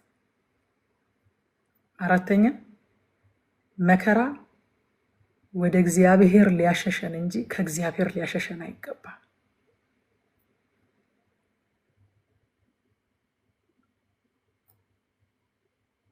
ያልተጻፋል